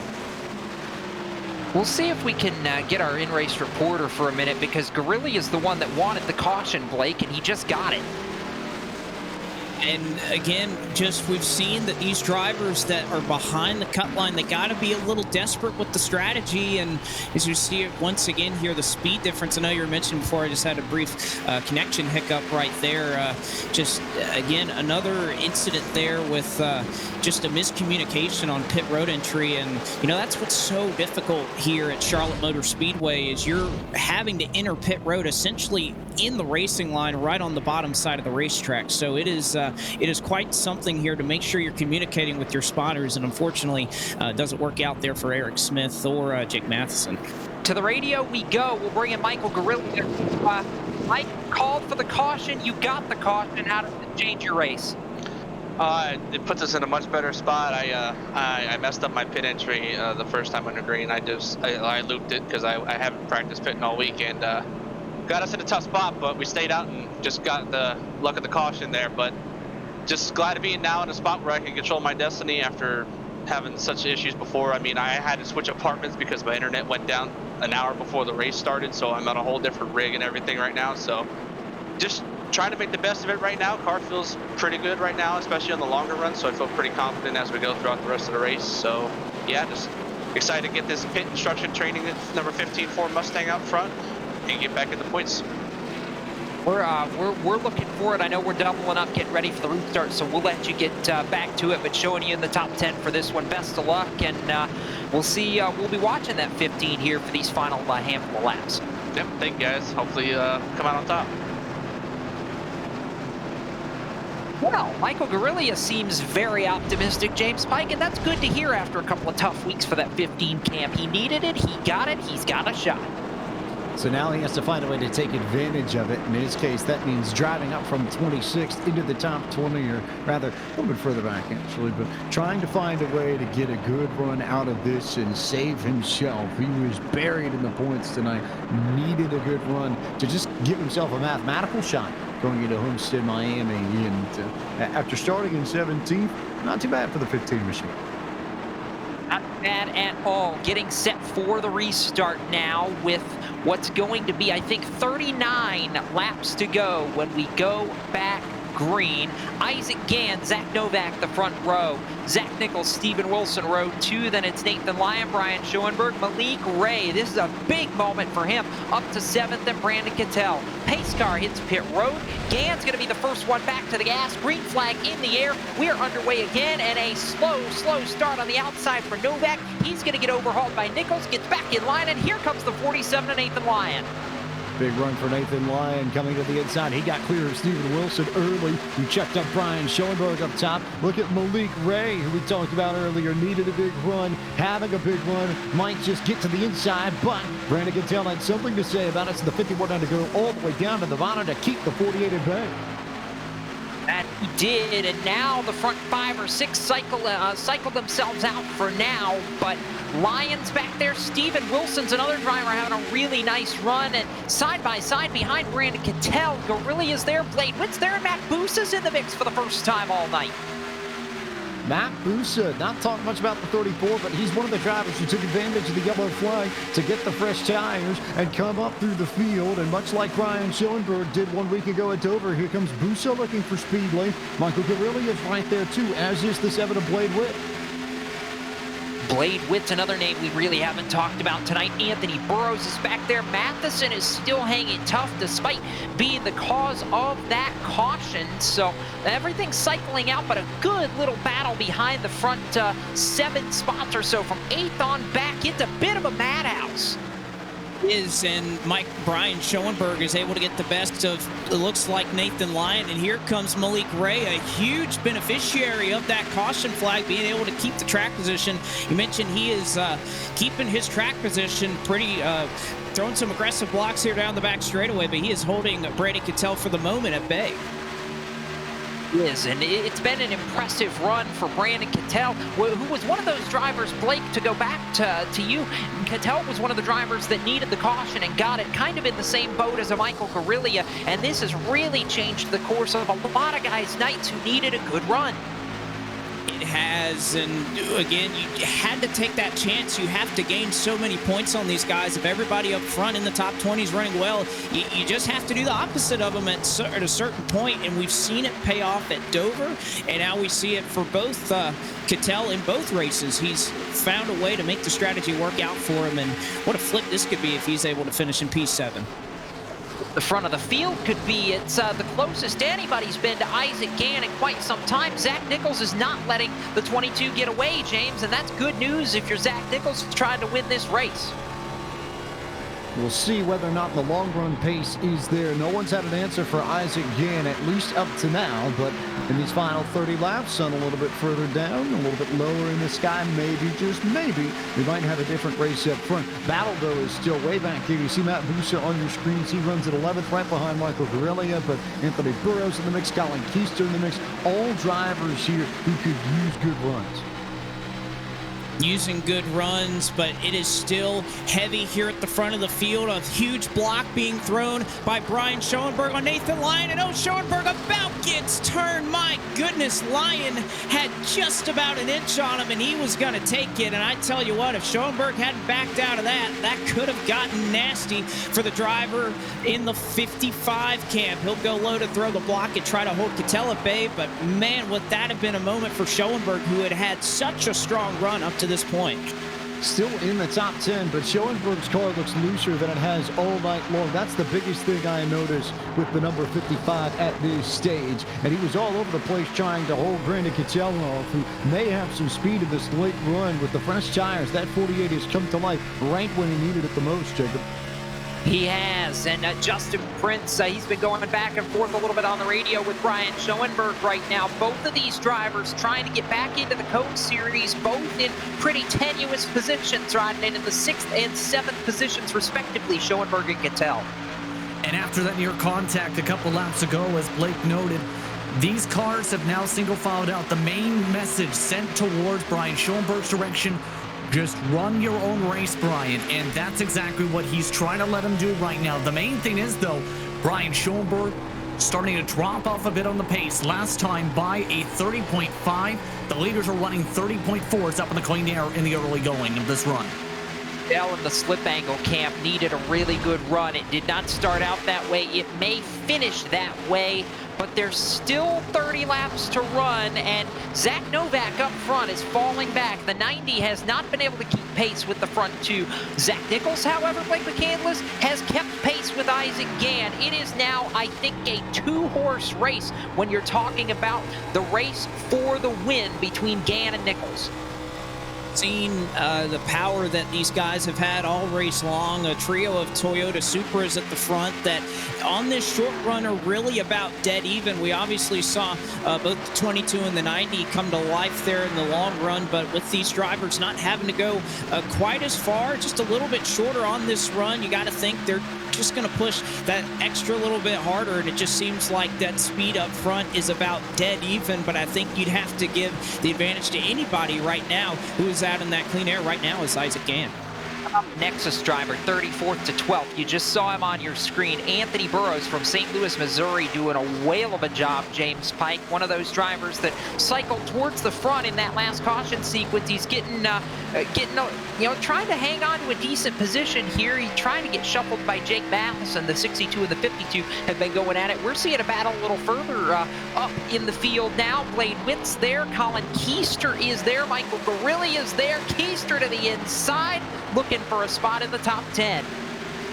Colin Keister again with speed. It seems like it's fluctuated, but beginning and end of this race might be where that number 17 is quickest. Trying to find his way around Guerilla, who's got that car locked in on the bottom, and it doesn't look like he wants to go anywhere else, save for maybe this back straightaway. Keister didn't blanket the run he needed to get alongside Guerilla, so he'll stay tucked in behind the 15 machine as Brian Schoenberg has opened up maybe a 2 or 3 car length gap on these two. Schoenberg's actually just fallen back a position, actually 2 positions. He was riding 6th, has fallen back to 8th now. Brandon Cattell got by and brought Malik Ray along with him. We had talked about Malik Blake at the very beginning of this race, had to have a good run. We documented what he went through just to be able to race tonight. 7th for the 51 who won at Daytona. That effort is certainly paying off over the last 24 and even more some odd hours for Malik Ray, who isn't up here by mistake. Obviously, a little bit of a beneficiary of that strategy call, but he had started in the back and, again, had worked up about 17 positions or so to get up to this point. So it certainly wasn't just a matter of luck for the driver of the Rowdy Energy Toyota, as he has kept that track position up here, been clean. He let Cattell go just a little bit earlier, but certainly for Malik Ray, has to be very pleased after the qualifying effort he put up to be up here in the top 10 and again put himself in position to be as far above that cut line as possible before we visit Homestead, Miami next Tuesday night. Pick up the battle for second, James Pike. All of a sudden, Zach Nichols has fallen off. It's about to be the Zach and Zach show. Nichols has it. Novak wants it. They're almost hooked like a trailer hitch between them down the back straightaway, but Novak has drawn a bead on that Toyota of Zach Nichols. As someone who lived through this in elementary school, how awful would it be, in a sense, to be with another Zach Ed? You'd have to go to second letters to abbreviate your name when you write it down on papers and everything. That's how alike these two are, both in name and in pace over the course of this season. For the most part, they've been right together, so maybe not a surprise then that Nichols and Novak are going to go at it. The bigger story, though, amongst this group, Steven Wilson, who is getting better and getting better with each Pro Series race. He did not have a great start to the campaign, but these last few weeks he's looked like the Steven Wilson that won more races at the Road to Pro over the course of 2020 than anybody else at the top split. And Nathan Lyon, who we talked about as a threat, hadn't really shown the race-winning speed up until now, and Hilliard late, he's found his way to the top 5 when it matters most. Yeah, 4-car battle for second. On your screen a moment ago, you saw Colin Bowden off the pace on the apron in turns 3 and 4. He's since made his way to pit road. That was a scheduled pit stop. He was almost 60 laps into a run, and that may be the end of the line for Colin Bowden in this one, as he's taken it to pit road and perhaps done for the night with 22 laps remaining. This battle for the runner-up spot, though, is about to get good. If you're Isaac Gann, you're going to have some theater in your rearview mirror, Blake, because Nichols, Novak, Wilson, Lyon, all under a blanket, ready to perhaps go to war in these final laps. If you're a theater fan, if you're Isaac Gann, that's exactly what you want to see in your mirror coming into the waiting laps, is a ferocious battle behind you, and Novak pulling all the way up to the back bumper of Zach Nichols. It's just, we've seen amongst these top competitors, it's been so hard to pass on a green flag run. We haven't seen a lot of shuffling around here in the top 5 unless it's somebody pretty much surrendering a position. So we'll see the fight that Zach Nichols puts up on Zach Novak. We know every point matters, so don't think that it's going to come too easy for either of these guys.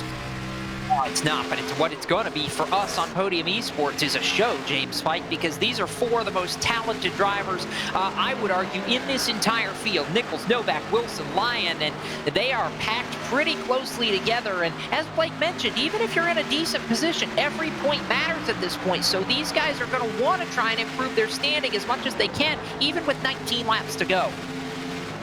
All of them candidates tonight either in or near the top 20, so maybe not a surprise then that they're consolidating their point standing spots, which again is the ultimate big prize at the end of this. We're not necessarily tabulating wins, and you don't lock yourself into the Coke Series based off of a victory. It is entirely on your best 5 finishes in this 6-race eNASCAR iRacing Pro Series. So it could be fun, but I do think some of these drivers will have to be mindful of where they stand in relation to points and recognize that there's a bigger prize at play, especially if you're right behind this lead group. If you're a Brandon Cattell, Malik Ray, Michael Guerrilla, Colin Keister, all drivers who could use points off of this evening, and all drivers who stand to get them if their running positions hold the final 15 laps and change. Head down to pit road one more time, get a final pit road update from Justin Prince. Very comfortable run so far for the North Forest drivers. 1-2. Remember, they worked here with Lockdown Racing, but also one of the main storylines for the fans cheering on is how about the plus 21 for Anthony Burrows? You may notice this little dog here that's on this race car, and for many of his race cars across the iRacing service, his name is Walter. He's become known as Walter to the fan base, and he's been able to drive on 4 despite the fact he's had major rear end damage that's been affecting the handling of that race car for much of this run tonight. Right now, he's in one of those positions where if he runs where he is now, he could be in a nice and calm situation to make sure he's locked in with projected drops for the final race at Homestead to make sure he's in the Coke Series in 2021. He's in a good situation for that right now with all the race leaders currently spreading apart as they are. We close in on 15 laps to go, and it seems like, I'm not going to say it's over, but it seems like the win is somewhat safely in hand for Isaac Gann, James Pike. You never want to say it's done until it's done, but Gann starting to pull away again, nearly 1 second. Nichols, Novak, Wilson, Lyon, Cattell in 6th has been an absolutely incredible rebound for that 48. Ditto for Malik Ray, ditto for Michael Guerrilla. That's a set of 3 drivers who caught that lone caution that we've had in this race and have taken advantage to the fullest. Really have. Meanwhile, battle for the 4th position. Nathan Lyon has gotten underneath the 32. Oh, there goes Colin Keister tangle here on the front straightaway, and that turns Colin Keister, certainly ending his chance at a bid in the Coke Series in 2021. He and Eric Smith, who, mind you, was a lap down, was running in 35th, and they tangle, and my goodness, that is going to change the end of this race completely. Well, I don't even have to say it because we all know what's coming, but what I will say is this is going to set up a wild finish, James Pike. We'll get a look at the replay here, and oh boy, it is all I got to say because I don't think any of us saw this one coming. Not at all. Second time that Eric Smith has been involved in the yellow flag this evening, although it looked like Keister just got tight off of 4, and Smith was there. Couldn't tell if Smith was trying to pinch the 17 down and get a run, but in either case, contact between the 17 and the 9 car. They both go up into the fence. That is indeed the last thing that Colin Keister needed to see happen. Eric Smith certainly didn't lead it either. He was not in a great spot coming into tonight on points, and almost a little bit more contact, I think, afterwards as they came back around. Looks like Jose Solis Jr. also picked up some damage off the 9 machine, if not just barely avoiding it. It was close. Ashton Crowder almost got swept up in that too. And the radios have absolutely been alight, Justin Prince. I mean, it is chatter right now all over and hard to follow it. More importantly, however, in front of you, everybody down pit road on the lead lap. Yes, Matt Busa hitting the commitment cone on the way in, knocking into the midst of traffic, but everyone else expect to take 4 tires likely. But with this timing, don't be surprised to see a 2-tire stop. Many of the drivers across the radio have made it clear that they certainly didn't need that timing for the caution flag. One driver elected to stay on the racetrack that first time around. Alex McCollum missed the pit lane. He's expected on the radio, his spotter has indicated, to come up next time by possibly. Well, so the debate begins as the land rush coming off pit road, James Pike, but we looked at the replay from a couple of different angles, and much like you said, I'm in agreement here. Keister came up the racetrack and Smith was there.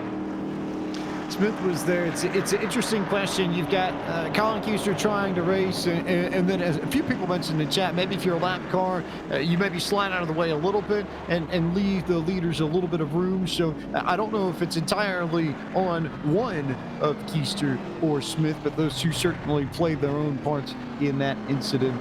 The more important piece of all of this, though, Alex McCollum has stayed out and is going to be on 42-lap-old tires if he decides to not come down pit road, which, given where he came into tonight in points, 29th with the drop included and 32nd without the drop, this may be his gamble to try and get a good finish and get something out of this to at least give himself a chance at Homestead Miami. Yeah, Justin Prince, they're staying out, so he's trying to steal a couple of points here, but boy, from my standpoint, I know I'm not in the car that often, but this seems dicey at best to me. This seems like a Boyd Hogan type of call. I'll say that much at least in that Reaper Speed Lab machine. This is a gamble like they have to take. They've been running in the 20s all race. You just seen the points without the drops moments ago. If he sits somehow inside the top 10 and things go into pandemonium, he's in the conversation possibly. So this is understandable as why they would try it, but the whole field, I think, is just realizing it, and they are stunned. Frankly, I'm stunned too, Blake. I didn't think this deep into a run you would see anybody even consider to stay out.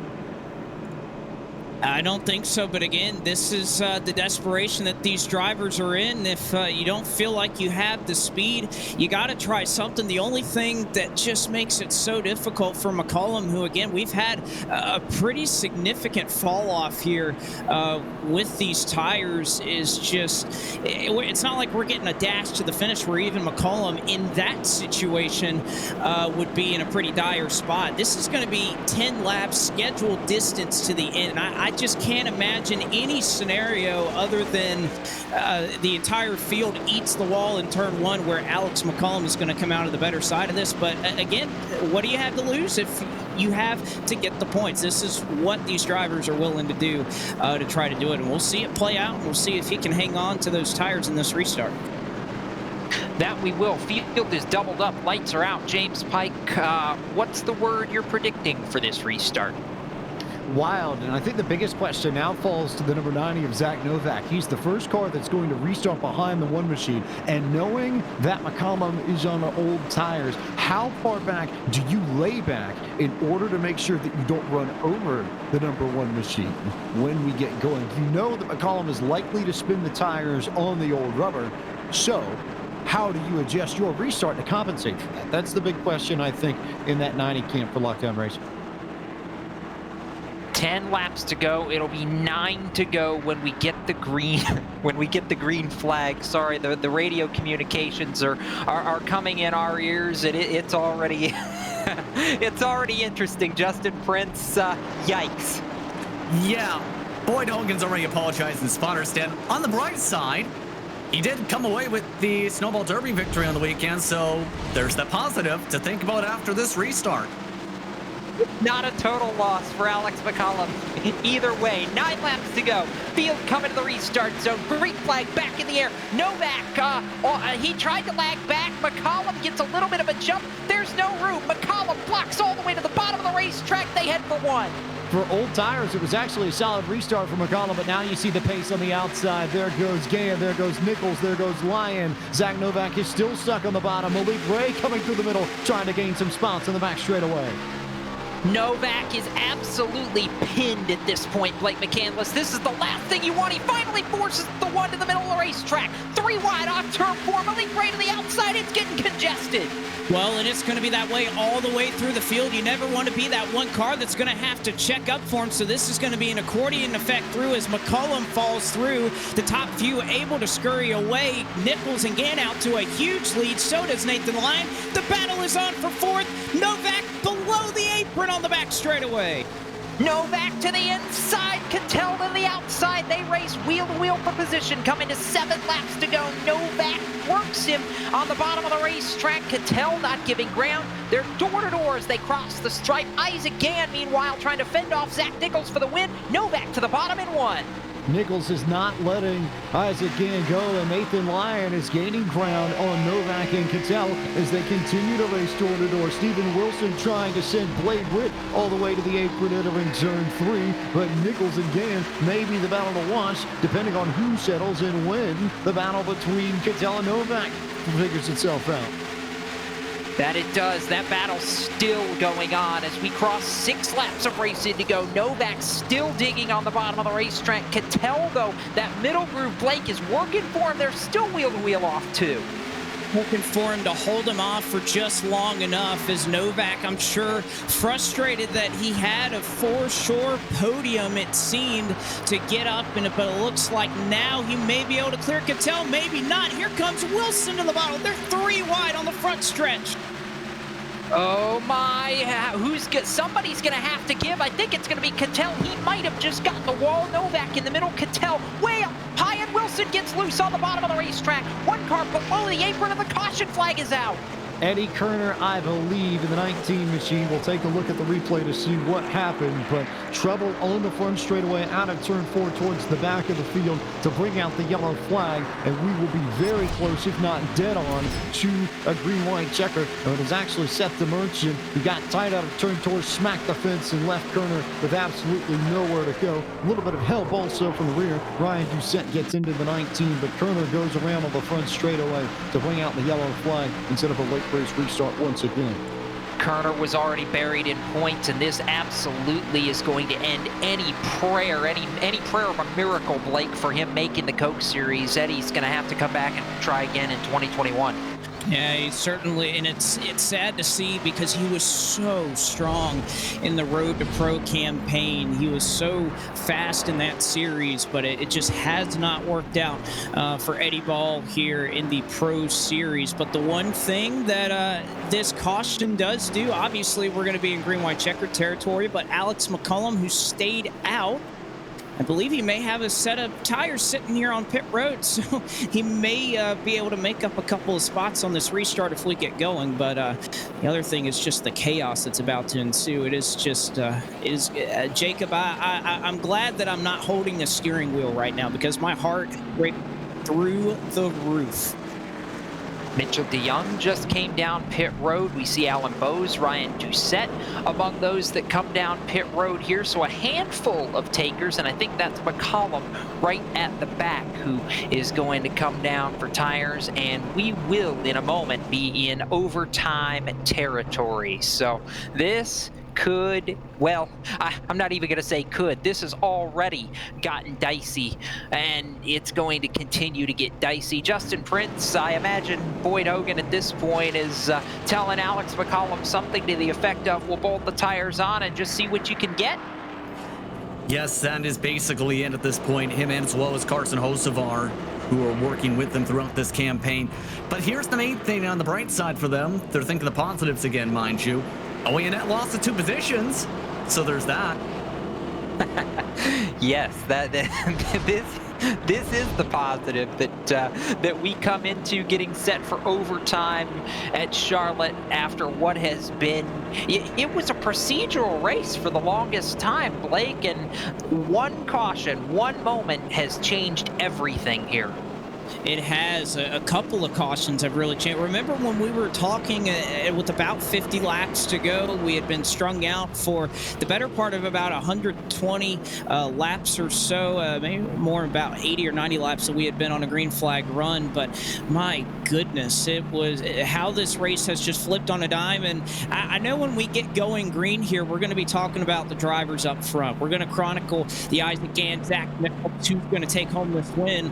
But the one thing that just cannot be ignored is going to be the absolute pandemonium that these drivers who are back in the field, again, with every position, every point mattering. This is where I think the real portion of this race, and for these guys trying to get in the Coke Series, this is what's going to matter. This battle for about 10th through 20th, where these guys are fighting, clawing, getting everything they can, having to check up, going 3 wide. We may even see 4 wide, and that's going to be the story of this series. As much as we'd love to, just talk about the guys up front, that is where, for many of these guys, getting in the top 21 is going to be won and lost. Indeed it is. Lights still on, so it's going to be at least another lap and a half, James. Who are you watching when we get to overtime here in a couple of moments? I think I want to turn back to Zach Novak or maybe Nathan Lyon, but for Novak, he had McCollum in front of him. Now he'll have Nichols in front of him, but on fresh rubber. So Novak's going to be able to get whatever restart he wants, presuming that Nichols hits his. And Nathan Lyon, who we've said has had speed all night long and the pace to win this race at points, here's his shot now on the screen white checker to go after Isaac Gann and maybe get the race win that he probably was the favorite for coming into tonight. Lights should go out here. Field will double up, and it will be a 2-lap sprint to the finish. Isaac Gann, Zach Nichols were the two that battled it out on the last restart. They'll battle it out on this restart. However, Blake, Nathan Lyon, the driver who we expected coming in was going to be so good, lines up second row inside, not totally out of this yet. Absolutely not. He's in a great position to advance here with the position he's in, so we'll have to see how aggressive he's willing to get. You also have to think of the restart. These two up front, they work together, so I'd be hard-pressed to see where these top two don't get a pretty decent restart on the rest of the field, and perhaps they'll check out a little bit. But Nathan Lyon, I think he's just happy to bring her home in exactly the spot he's in and retain his spot in the Coke Series next season. Getting set for a 3-mile sprint to the finish. Isaac Gann, Zach Nichols, the front row. Then it's Nathan Lyon and Zach Novak, Steven Wilson, Brandon Cattell, Blade Witt, Malik Ray, Jake Matheson, Taylor Hurst. That's your top 10. Michael Garillia, who we spoke to earlier, rides 11th for a restart that will have a big determination on who makes that top 21. Pace car heads for pit road. Big jump by the front row. Gann gets away. Nichols tries to slot in. Novak fighting on the outside with Nathan Lyon back to turn one. Blake, the top two are gone. And they certainly are, but they are stacked 2 and 3 wide behind them. Nathan Lyon looking to the inside on Zach Novak, who's recovered to get up to the 4th position. They are 2 by 2 by 2, about 6 rows deep. Field working into turn number 3 now, side by side behind the front two for third. Novak on the outside trying to make it happen. Pike coming to the white flag, final time around. Nathan Lyon will get the spot over Zach Novak to third. He'll go, and Zach Nichols has one lap to try and get back to Isaac Gann, who's in the best car all night long. Gann coming off turn 2 for the final time. It has been picture perfect in the Queen City for the driver of the Double Deuce. Down the back straightaway for the final time. Zach Nichols took a look into turn number 3, but it is going to be no dice. He'll be a car length short, maybe 2. Off turn 4, open the record books. It's career win number 1 in the Pro Series. Isaac Gann does the job, takes the checkered flag, and wins at Charlotte Motor Speedway. He picks it off, and we don't know the numbers for sure, but likely going to put himself in a very good position with 1 week to go to advance for 2021 into the eNASCAR Coca-Cola iRacing Series. But a big performance, and I'd argue, James Pike, a Coke Series worthy performance by Isaac Gann tonight from the first round of pit stops on. Absolutely flawless. Drove up to get P1. Once he got it, just about had no competition all night long, especially on long green flag runs. He got better and better as this race went on, and Isaac Gann with another solid finish, which it may lock him into the Coke Series tonight. We'll take a moment and do some more points calculations to see who officially is in the Coke Series, but if Gann isn't able to lock it in tonight, he is very, very close. It may well come down to a start next week at Homestead, Miami to get the 22 into the Coke Series for 21.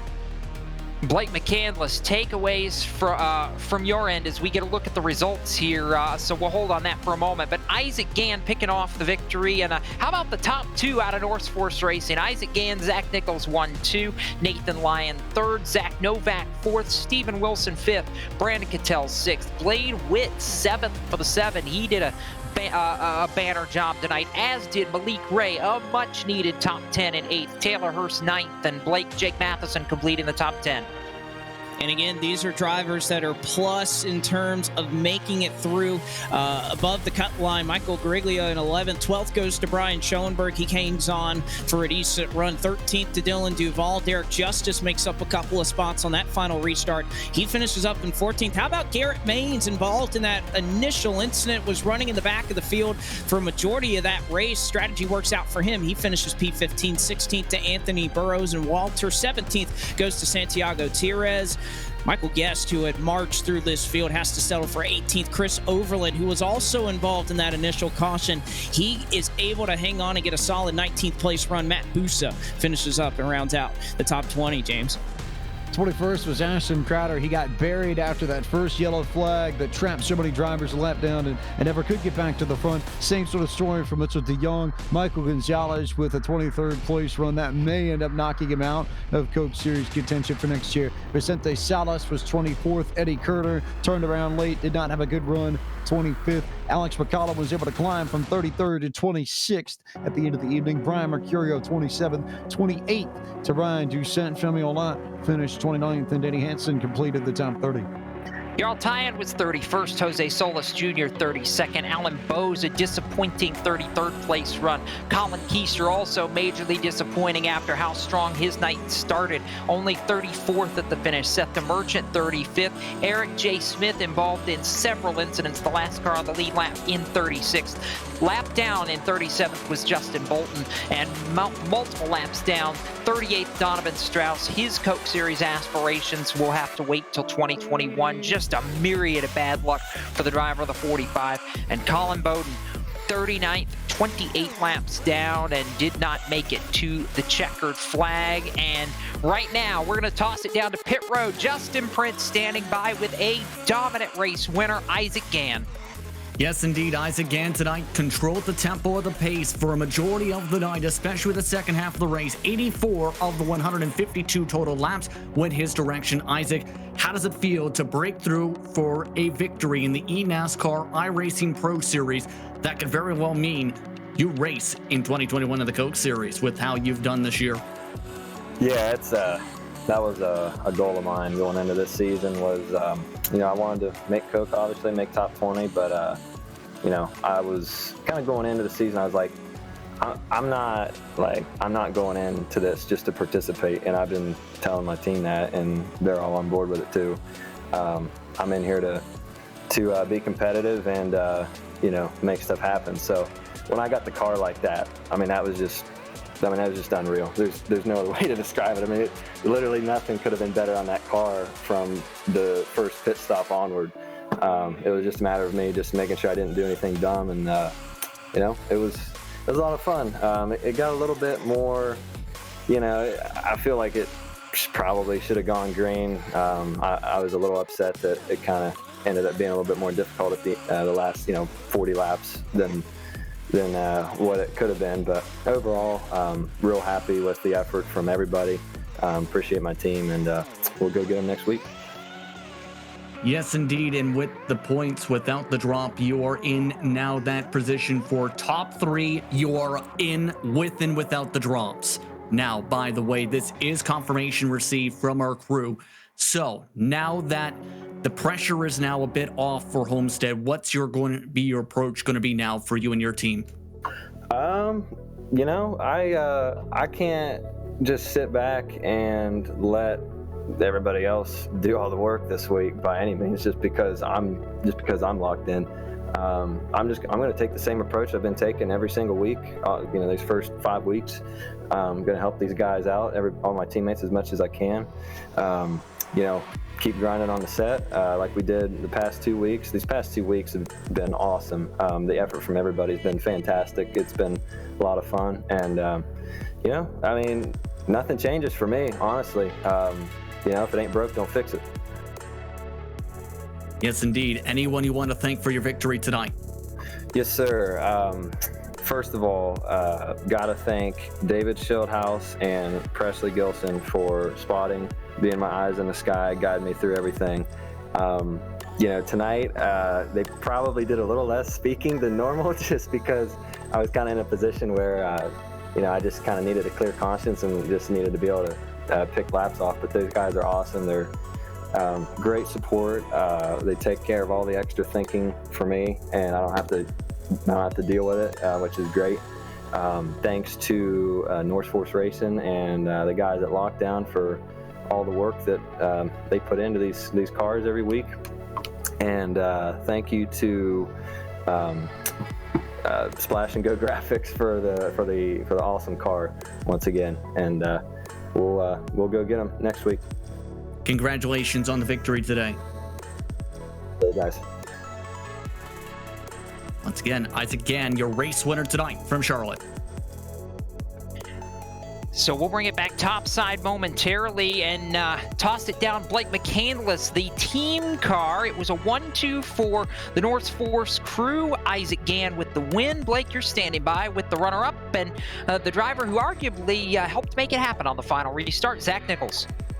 And Zach Nichols, sure you can be very, very pleased with this run. You came into tonight just above that cut line. We're looking at the drops. You were just 2 to the good.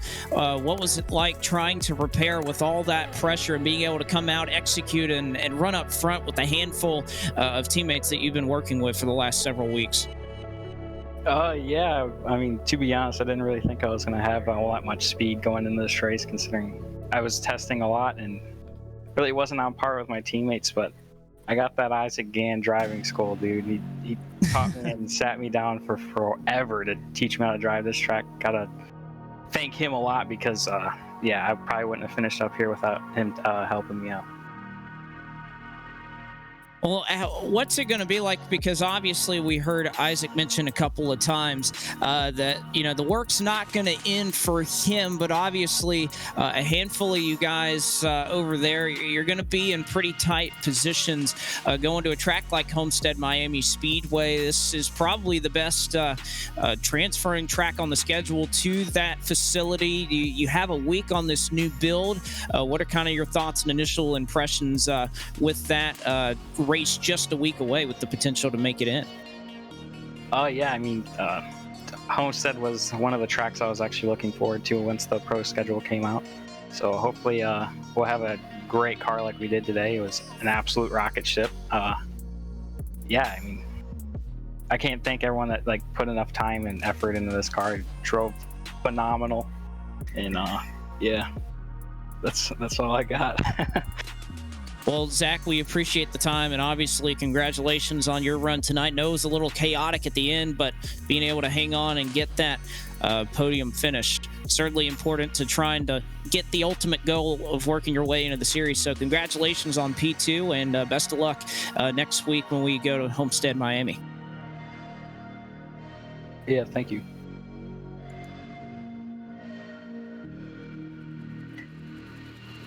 And now James Pike will transition. We'll chat with another driver who not only finished on the podium tonight, James, but Nathan Lyon did himself a few more favors as well with his run.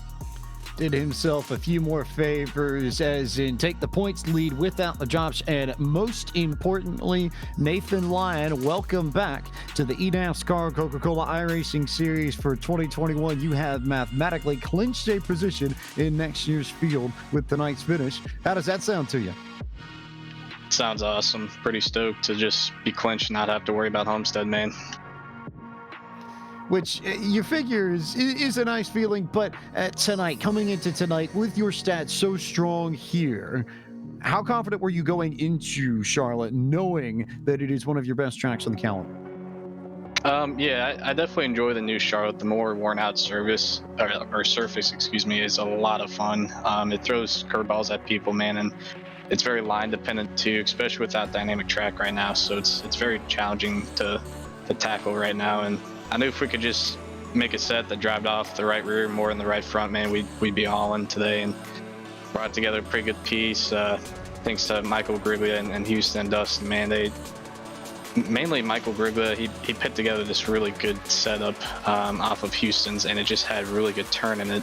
And the setup was really tight in the race conditions, actually. So once I put a little turn in it on the pit stop, it was definitely flying. But yeah, man, I can't thank Michael enough for putting in the work they did this week, because he's close on points, so he put in a lot of work this week, and it definitely showed in our car.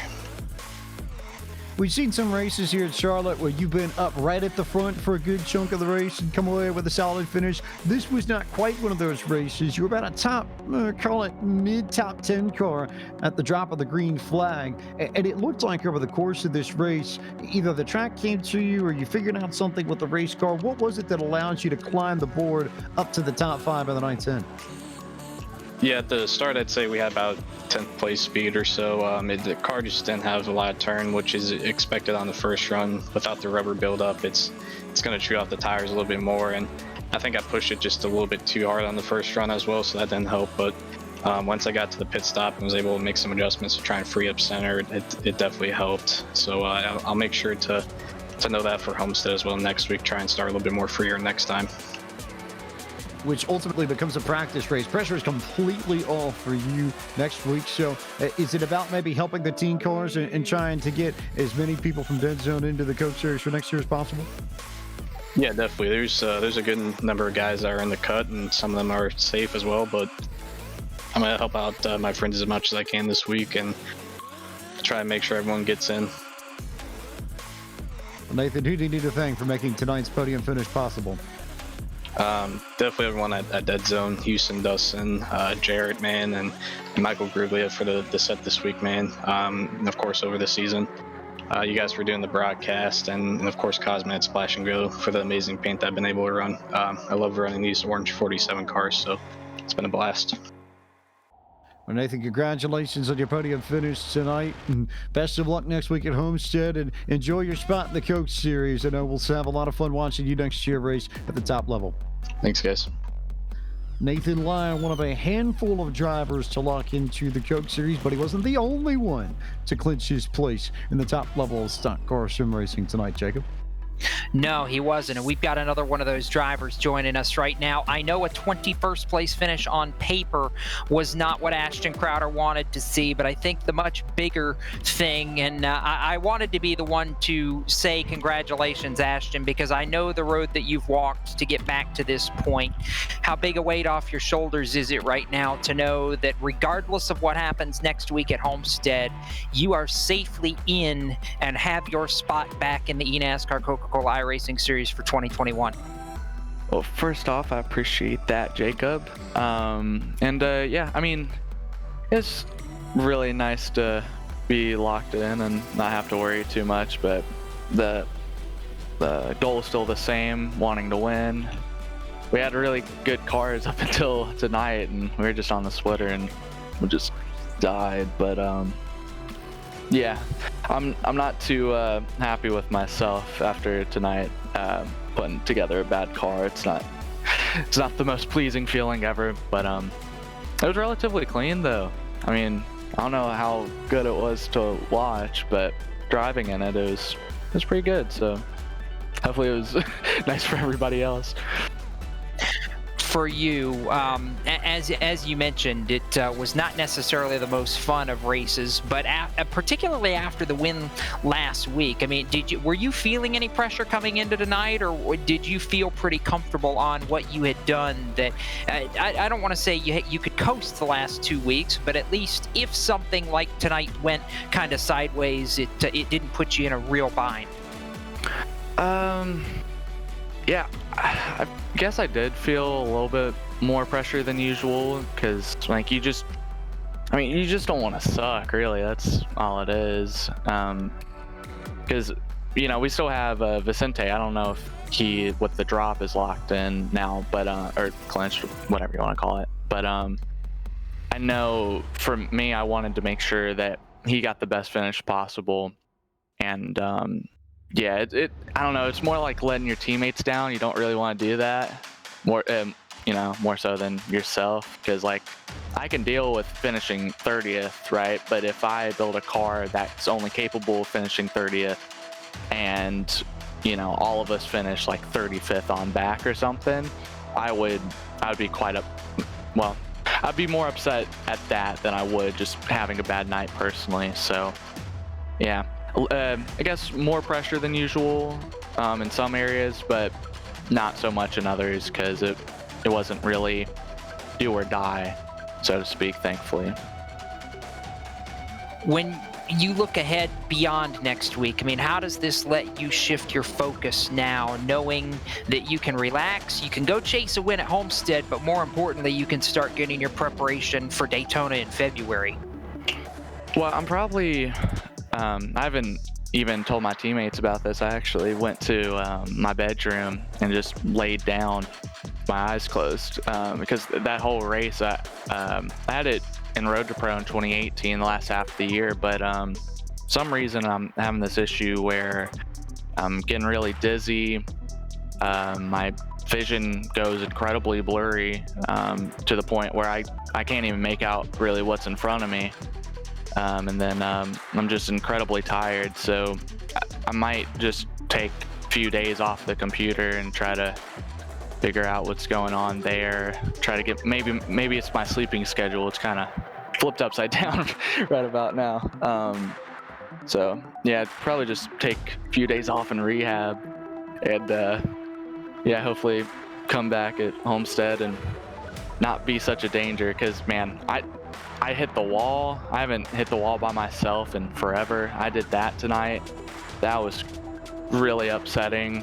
I almost killed Colin Keister, from just not being able to really tell where I was. So I'm sorry to him for that. But yeah, hopefully this will be gone by the time we're here next week. Before we let you go, Ashton, any thank yous you need to hit on going into this final week and prepping for 2021? Yeah, you guys for doing the broadcast. I think this might be the first year that it wasn't a question if we're gonna have in a while, question if we're gonna have a broadcast for Pro. So I appreciate you guys doing that, because my grandparents and parents and stuff can watch. Let's see, the team, ESE, everybody over there. We didn't have the best night tonight, but thankfully in the grand scheme of things, it doesn't really matter so much, just because the points positions that Garrett and myself were in coming into here. Let's see. Well, my mom, I think my dad probably didn't watch tonight. He says he does. He probably didn't. But yeah, and then my grandparents, they went to bed. Let's see, who else? Definitely Justin Bieber. I didn't thank him last week, and then I did bad this week. So yeah, big shout out to Justin Bieber. And I mean, you, man, Jacob, I appreciate you, because like every day if I got something going on and need somebody to talk to, you're there for me. So I really appreciate that. Ashton Crowder locks himself into the 2021 eNASCAR Coca-Cola iRacing Series. Blake McCandless, another one of those drivers who locks in and picked up a win during Week 2 at Auto Club. Mitchell DeYoung. And Mitchell, what a season it's been for you in the Pro Series, as somebody who is almost as well accomplished as any in this service. What does it mean to you to finally be called a part of the 2021 eNASCAR Coca-Cola iRacing Series field? Yeah, it's pretty awesome. Stoked to, I think, almost lock it in last round, and to kind of, I think, solidify that this time is a huge weight lifted off the shoulders. Just can have some fun. Experiment a little bit and just try to learn as much as you can before you get to the actual Coca-Cola series. So, yeah, cool thing. Difficult day today, but of course we're learning, trying different things, and trying to make the most of every opportunity. Well, you certainly are, but what are you looking forward to next year, working with, obviously, the Virtual Racing School, as well as any to work with in that series, and, of course, the time that you're able to put in with those guys, and you're very familiar with them. How excited are you to be able to work with some of the names that have been at the top of the board in terms of the Coach Series standings for the last handful of years? I'm stoked, man.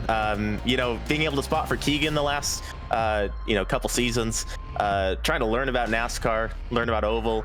I've always been a kind of a road guy and doing other things. Never really took much interest in oval until this year, and it just so happens that I just kind of was lucky enough to be a part of one of the best situations you could be in an oval. You have some of the smartest guys with Chris Sherburne, Keegan Leahy, and Bobby Zielinski, and of course the other guys behind the scenes that do all of the work with strategy and stuff like that too. I'm just in a very fortunate situation with that, so I'm excited, just trying to learn as much as I can every week through Road to Pro, through Pro. Just to be able to make it this far is just a huge achievement for me. So, we just try to carry this and, make the next step into Coke. Of course, we want to go out there and try to win, of course. So, and in any way, if we can, bring up the whole performance of all the guys too, I'd love to be a part of that. So we'll do our best with that. Certainly. So, Mitchell, we thank you very much for your time. And obviously, we wish you the best of luck. You mentioned you'll be able to go have fun next week out at Homestead, Miami. So go have that fun. And, of course, we'll look forward to having you not only in the Coca-Cola Series next season, but perhaps where you'll end up, what team you'll be on. That'll certainly be something to see as well. So congratulations from everybody here, and best of luck next week. Cheers, guys. Have a good one. And Mitchell DeYoung will step out again, locked into the 2021 eNASCAR Coca-Cola iRacing Series. We'll talk to another who was locked in. James Pike is caught up with Garrett Baines. Should be fun to see where Mitchell DeYoung ends up on the team side. We know he was crew chief for Keegan Leahy in the Coke Series this past season. That obviously is not going to be a role he can reprise in 21. And another driver who certainly could make things interesting for Richmond Raceway Esports. They've got some driver decisions to make now, Garrett, because you are officially locked in to the eNASCAR Coca-Cola iRacing Series for 2021. And it's someone who's run in the sim and through a lot of Podium Esports broadcasts over the years a lot. Seems fitting that arguably the biggest moment in your sim racing career today comes here tonight on a Podium broadcast where you are now part of the best in stock car sim racing. How's it feel? Man, it's crazy. Especially with the way tonight went to get back into the top 15 there, especially with the damage. Just to have had the success so far this season and to have been able to go out and represent, especially at Richmond, that was really, really cool. It's just kind of crazy. I can't believe we're here, let alone like locked in advance. So that's really cool. What does it say about you and your career, and what sort of culmination does it represent, given the work that you have put in throughout the years in various places in the sim? Can you put in words the significance of making the Coke Series to you? What does it mean? Yeah, I mean, you touched on it earlier. I've run a lot of races on the Podium, broadcast, whether it be, dirt, road course, some asphalt stuff. I've been around, but really didn't have the intention of going for pro until the last 2 years, and to have finally been able to, put it all together and go for it. It's become such a big thing, and there's so many people behind me now, and a lot of people have put a lot of time and effort into making this happen, and it's just been really cool to be able to, to see it all, unfold the way it has, and to have put ourselves in the position just this early. It's just set up for a really good, with some good momentum going into the Coke Series, and it's a big deal. It's crazy. Didn't think we'd be here, so. Didn't think you'd be here, but here you are. And so now, what do you do for Homestead next week? I assume you're in a really good spot here because you got Ashton Crowder and Elliott Sadler Esports. And I wonder, does the attention maybe go to try and lock Vicente Salas into the Coke Series for next year? Is that where we might see ESC turn their focus on for the last race of the season? Yeah, we're pretty close on that this week, I think. I don't know where the points shaked out, but I know he's really close to the required points. So we'll just have to wait and see. We're pretty close to, being able to possibly get the Pro Championship, whether it be me or Ashton. We definitely want to see what we can get there. Just at this point, for that bragging right, essentially, because it doesn't matter per se, but it would be really cool to be able to do that for Elliott and everybody at Elliott Sadler Esports. And I don't know. I mean, with the way tonight went, it didn't go our way, but we still rebounded. We were having a little bit of issues with the splitter in the track. We went the wrong way on the adjustment, so that was kicking us, and we had the tape off after the first crash. Just wrong place, wrong time. Didn't have the best Q run, and it just put us in a bad place. But to have gotten a top 15 out of that and gotten some solid points, still salvaging a pretty solid points run, and we'll see how it goes. Vicente is close, so I think he's in a comfortable position going into Homestead, and we had a pretty good car tonight, aside from the fact it was like slamming the track. I feel like if we weren't slamming the track, we might have actually been really competitive. So just have to wait and see how that goes. Garrett, who do you need to thank for making it possible tonight? I got to thank everybody at Elliott Sadler Esports for all their hard work this season. Got to thank Smithfield, 101 CBD, SimSeat, Strickland Hardy, Bradley Mechanical, Linux. Just big shout out to the guys at Richmond Raceway Esports as well for all their support, and Elliott Sadler for everything he's been doing with our team. Garrett Maines, congratulations. You are in the Coke Series next year. Best of luck next week and next season from all of us at Podium Esports, and thanks for the time tonight. Thanks, sir. Appreciate it.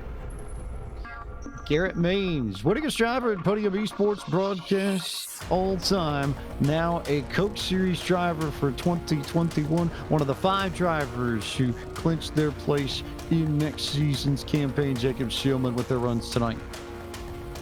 That he has, and we will get a look at the updated point standings. These are without the one race drop at this juncture, so getting a look at all of that shaking out. And there you see it: Nathan Lyon plus 59, Ashton Crowder plus 55, Isaac Gann, Mitchell DeYoung, Garrett Maines down to plus 46. Those 5 we know for sure are in, and they will race. Guest 25 above down to single digits when you get around Derek Justice, Brandon Cattell. They have a lot to race for next week, and we mentioned, or rather Garrett Maines mentioned, Vicente Salas, not even 20 points to the good right now. Chris Overland at 21st is 3 points to the good, and that is where things get really dicey. It's tight around the cut line, and then when you look really deeply, Donovan Strauss, Steve Sheehan, they are both eliminated right now. And for Sheehan in particular, James Pike, he was in the Coke Series this past year, will not make a return trip in 2021. And we know for sure those two, even if you apply the drop, they're too far gone to be able to make a run. Those 2 will not be competing in the Coke Series in 2021, so Sheehan is out after 1 year. Strauss made it through Road to Pro. We'll have to try again next year. Colin Keister also will not return to the Coke Series. 57 points back is too far of a hill for him to climb one race. Same for Michael Gonzalez and Jose Solis Jr. and Colin Bowden just on the edge. There's a lot that would need to happen in order for him to make it. 45 points or below the cutoff on that end. So everybody from 36th on, we will not be competing in the Coke Series and will need to come through the Road to Pro starting in March. But that group right around the middle, Jacob, with Chris Overland above the cut line, and then in particular, Santiago Tires, Malik Ray, Alan Bose, all drivers who either raced in the Coke Series in 2020 or have had prior experience at the top level in Bose's case, all within 3 points of one another. And there are a few more names that we can watch and a few more names that we'll be keeping an eye on next week at Homestead, Miami, with regards to the cutoff and who makes it in, who makes it out. But it's that quartet that we will be watching next Tuesday night. 134 laps racing into the night for a championship, for a season finale at Homestead Miami Speedway, as we have done on so many different occasions in sim racing and iRacing. Should be fun regardless, and it should be a wild race to find out who makes the final list of the 21 drivers that make it into the Coke Series for next year. That it will. Back down to pit road, Justin Prince, takeaways going into next week. We talked to a lot of the drivers who are locked in, but we mentioned it a couple times. There is still a ton to play for next week for a lot of guys. Yes, indeed. Several different competitors have to have good races. And when talking with a couple of the teams about Homestead for the Coke Series, they felt they could have done more in some of the cases, depending on their scenarios and where they would have been in the championship or relegation standings. This is the chance for them to right those wrongs, to say the very least, for those teams, especially the ones who are in the same situation again of the relegation line, to have to go essentially back to the Road to Pro process and through the rest of the qualifier process to have a shot to go back to the Coke Series in the future. It's not going to be an easy race, to say the very least. We've seen the track conditions, but here's the kicker. I've heard a lot of good things about the outside line at Homestead. I'm curious if that comes into play, because remember, the one last tidbit, there was adjustments to the side forces for the outside walls, and Homestead is one of the tracks, along with Darlington, where I've heard that could play a beneficial role in the future for iRacing. And that could be a whole lot of fun next week when you talk about guys who really like to get up against that outside wall and rim ride Blake McCandless. So that's going to be a skill set to watch. What are you isolating as we get down to the final 200 miles of competition next week? Well, I think the biggest thing that we've seen work out the last couple of weeks is strategy, and being able to stay out and perhaps catch a yellow. We've seen it a couple of weeks in a row already. So I think if you're somebody who's on the outside looking in, like a Seth the Merchant, who's about 18 or so points back, anybody in kind of that same area around the cut line, you have to look to try and do something opposite of the competitors who are either just above the cut line or somewhere around you, because we've seen time and time again that this series is coming down to a lot of the time getting that track position. Malik Ray, perfect example tonight, moved his way up through the field, was running in about 15th, and then is able to stay around 7th after having that strategy kind of work into his favor. We've seen how important track position has been nearly everywhere. I think that's going to matter again at Homestead, Miami next week. And it was a treacherous pit road entry in the eNASCAR Coca-Cola iRacing Series, if you can remember, for a couple of drivers this past year. So I imagine that that'll come into play as well. But just so much has been coming down to when these guys come down pit road. And I'd have to say we're probably going to see that again next week. We'll give you one more look at what is coming up next beyond what we have next Tuesday night for the eNASCAR iRacing Pro Series. And as we look ahead on the Podium Esports verse and the iRacing verse, we've got the Makoni Setup Shop Charity Challenge for the Cup Cars at New Hampshire Motor Speedway Thursday night. That's December 17th, 9 p.m. Eastern on the Podium 2 Twitch channel, as well as the Podium Facebook, Podium YouTube, and Twitter. Then you circle around to next Monday's doubleheader, the Grit Ultimate Driver Challenge, 7:30 Monday night, December 21st on Podium Esports Twitch, and then Monday Night Racing at 9 p.m. on the Podium 2 Twitch, as well as Podium's Facebook, YouTube, and Twitter. Trucks taking on Knoxville Raceway on the dirt. That's next Monday, December 21st at 9 p.m. Eastern, before we circle back here in 1 week's time for the Homestead Miami season finale for the eNASCAR iRacing Pro Series here on the Podium Esports Twitch channel. Going to be a ton of fun, and gentlemen, has been a fun 5 weeks, and we'll have one more week to round it out next week. So right now, for Tyler Hudson and Cisco Scaramouche at iRacing, for Gary Sexton and John Theodore at Podium Esports, of course, for our producer Ryan Bauer down in the production trailer, Justin Prince down on pit road, and my broadcast partners Blake McCandless and James Spike, I'm Speed Sports Jacob Seelman, and we thank all of you for watching tonight's broadcast of the eNASCAR iRacing Pro Series. We'll see you next Tuesday for the season finale from Homestead Miami Speedway. Till we meet again.